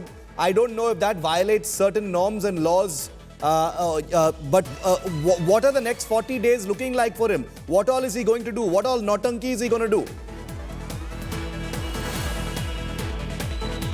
If you talk about all the notankis after the release from the Sunaria jail on Saturday, on Sunday he was seen cutting the cake with a big sword. And one thing what he was claiming that in the past 5 years he could not feel the freedom. So it's a big celebration after the release from the Sunaria jail. And he would cut another 5 cakes like this way only. But if we talk about not only Chief Minister of Haryana, Manolal Khattar, or the Jail Minister of Haryana, Mr. Chautala, but other BJP leaders could also be seen attending the online satsang, in which the Rajya Sabha MP from Haryana, Krishnalal Pamar, could be seen there. Other than that, the former cabinet minister, Krishan Bedi, who is the OSD to the Chief Minister, could also be seen attending there. So, if we talk about the BJP, especially special thing has been given to Dera Chief. But right now, what we are also getting that the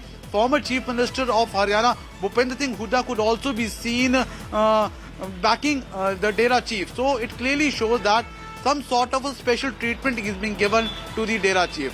You know, there's an old saying, honor among thieves. Not that I'm calling politicians thieves, but you know, when it comes to crooks, there is a wordless agreement among politicians that they will not disagree with each other publicly. And clearly, the rapist Baba has too much political capital in Punjab and Haryana for any politician to go against this rapist, this rape convict, getting parole. 133 days in 2022 and now 40 more days in 2023.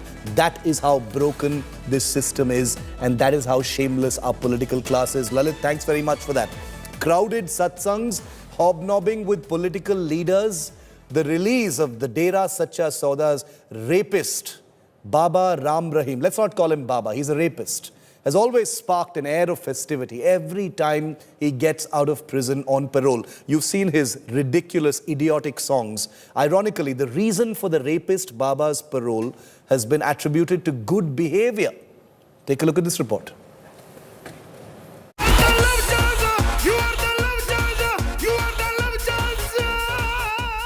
Dera Sacha Sauda Chief is back in headlines. Rape and murder convict Gurmeet Ram Rahim, serving 20 years jail term at Rohtak Sunaria prison, is out on parole again. He has walked out just 3 months after he was granted a similar parole in the month of October. This time, Gurmeet Ram Rahim is likely to be out for 40 days. The previous time he was out on parole, he spent 40 days at the Barnawa Ashram in UP. He had held satsangs and met with several political leaders who sought him out for blessings. The frequent parole to the Dera head has put the Khattar government under scanner. Haryana Jail Minister Ranjit Singh Chautala claimed the decision to release inmates on parole resets with the court and jail authorities.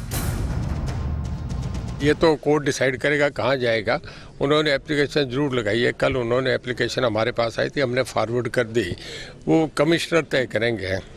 तो उनके हमारा काम है, उनकी application आए आगे भेज देते हैं. हमने एप्लीकेशन भेज दी.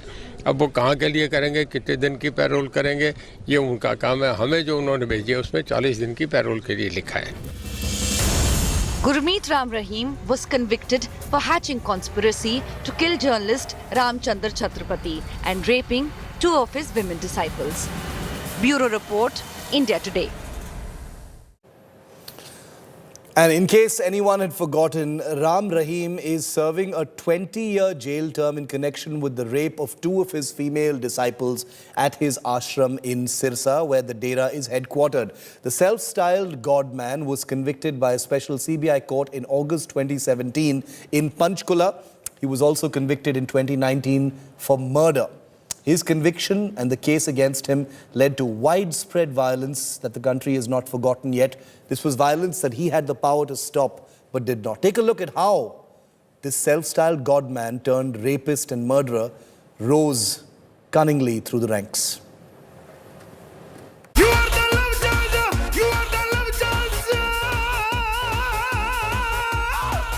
A swashbuckling hero, a bejeweled costume, often referred to as the Baba of Bling.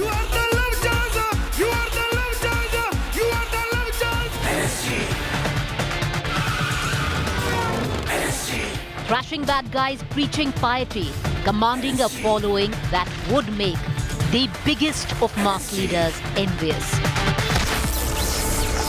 आपके बहुत कंट्रोवर्सीज भी हैं.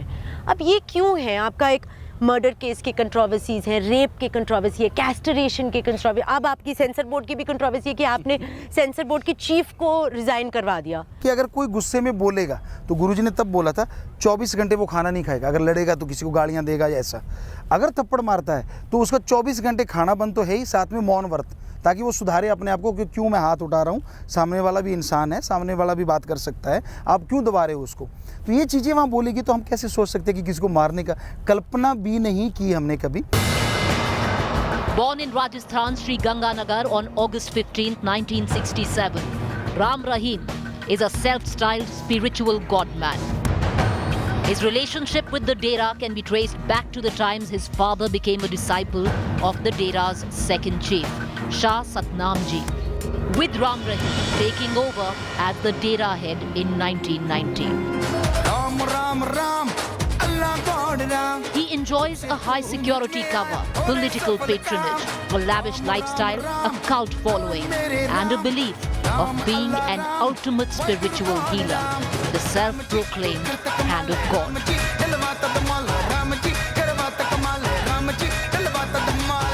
आपने कैसे तय किया कि फिल्म जो देखता नहीं उसने कैसे तय किया कि फिल्म के जरिए अपना मैसेज देना है? क्योंकि जिसको देखो नौजवानों को वो फिल्म की तरफ ज़्यादा भागते हैं। कहाँ गए थे बेटा, कोई छुप छुपा के झूठ बोलता था, नहीं गुरुजी मैं तो बस वैसे ही, और बाद में पता चलता कि वो फिल्म देखने गए हैं। सत्संग की बजाय फिल्म की तरफ जा रहे हैं, हमने क्यों ना फिल्म को ही सत्संग बना दें कि लोग उसको देखें। स्टंट देखना चाहते हैं नौजवान, वो हम दिखाएंगे और बताएंगे कि इस उम्र में हम अगर ब्रह्मचर्य का पालन करते हुए कर सकते हैं तो आप क्यों नहीं कर पाएंगे अगर आप इस पे चलें। A cavalcade of hundreds of vehicles follows him wherever he goes. Apart from his movies with gaudy stunts, Ram Rahim is famous for his concerts called Rubaru Nights. You are the love changer! You are the love changer! You are the love changer! The fact that his one command can bring lakhs onto the streets is reason enough for him being courted by every mainstream political party. But the Dera Sacha Sauda Chief has also been one of the most controversial. He outraged many members of the Sikh community in April 2007 when he attired himself on the lines of the 10th Sikh Guru, Gobind Singh.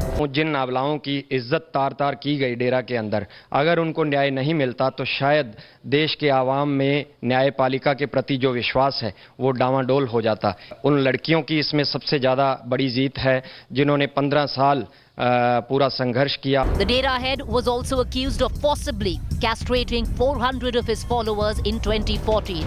The case is still being heard in court. Ram Rahim again came under the scanner in December 2014 after reports of arms training of his own private army at the Dera. अगर देश व सृष्टि की सेवा करना पाप है तो ये पाप हम आखिरी सांस तक करते रहेंगे। Bureau Report, India Today. Very quick break here on 5 Live. On the other side, Pathan, the new movie with Shah Rukh Khan, is all set for a big blockbuster opening. We'll tell you all about it next.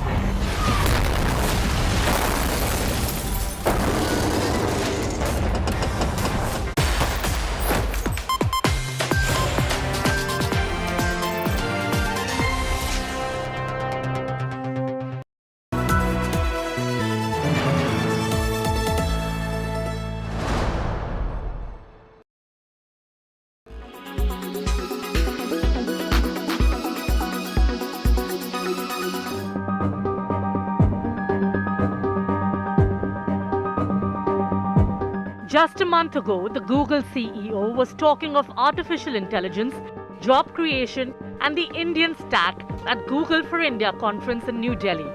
There was no talk, no inkling that Alphabet planned to lay off 12,000 employees in the new year. But lay off it did, shocking the entire IT industry, shaking its roots to the core. Google is not the only one leaving thousands jobless. Microsoft announced 10,000 job cuts last week via an email from CEO Satya Nadella. This includes firings at Microsoft's India Development Center in Hyderabad and at Bengaluru. Amazon fired 18,000 people, increasing the numbers being affected from 10,000 in November. Facebook's parent company Meta also announced it will lay off 11,000 employees.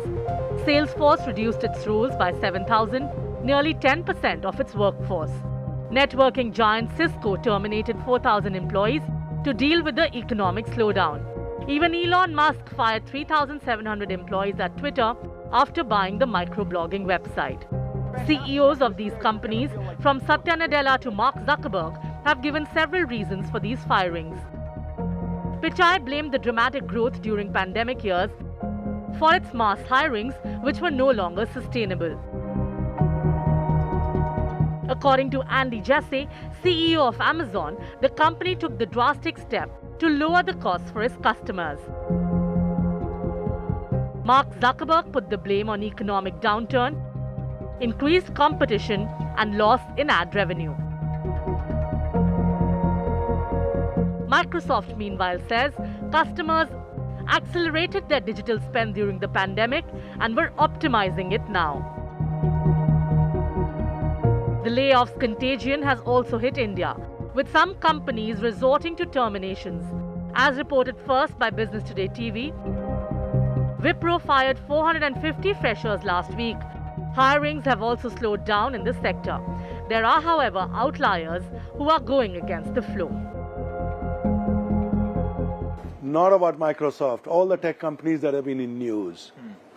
Look at their hiring between 2019 and 2022. Their hiring had to be stepped up because the product needs had gone up 3x or 5x. Now that the products have matured, at some day you need to recognize that we do not need as many people to develop the same products. Even the global financial sector has witnessed mass job cuts, with titans like Goldman Sachs, Morgan Stanley, Credit Suisse, Deutsche Bank and Barclays firing thousands of employees. The situation, in fact, is worse than the 2008 financial crisis. Interestingly, the manufacturing sector, which faced the brunt during COVID, is firing on all cylinders now and is attracting talent like never before. Bureau Report, Business Today TV.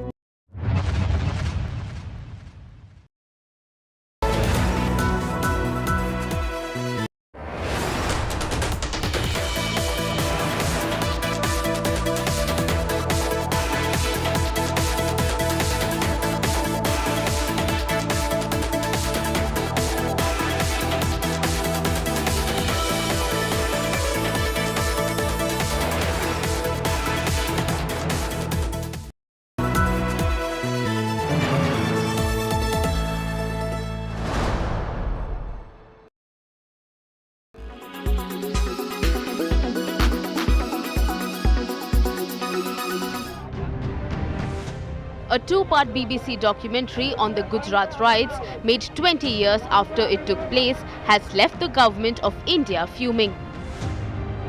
The response to the film, which is critical of Narendra Modi's handling of the riots when he was the Chief Minister of the state, has been swift and stern.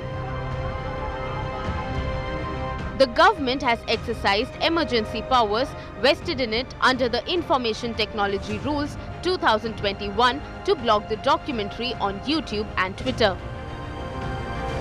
The rules allow the government to remove any content in the interest of India's sovereignty, security, ties foreign nations and to maintain law and order. While the BBC has not aired the documentary in India, but clips from the first episode were being uploaded by users on the social media platforms, many of which have now been removed. The opposition is crying censorship. TMC MP Derek O'Brien tweeted a message from Twitter flagging a clip from the film posted by him. Another TMC MP, Maua Moitra, posted an archive link to circumvent the ban, a route taken by many others.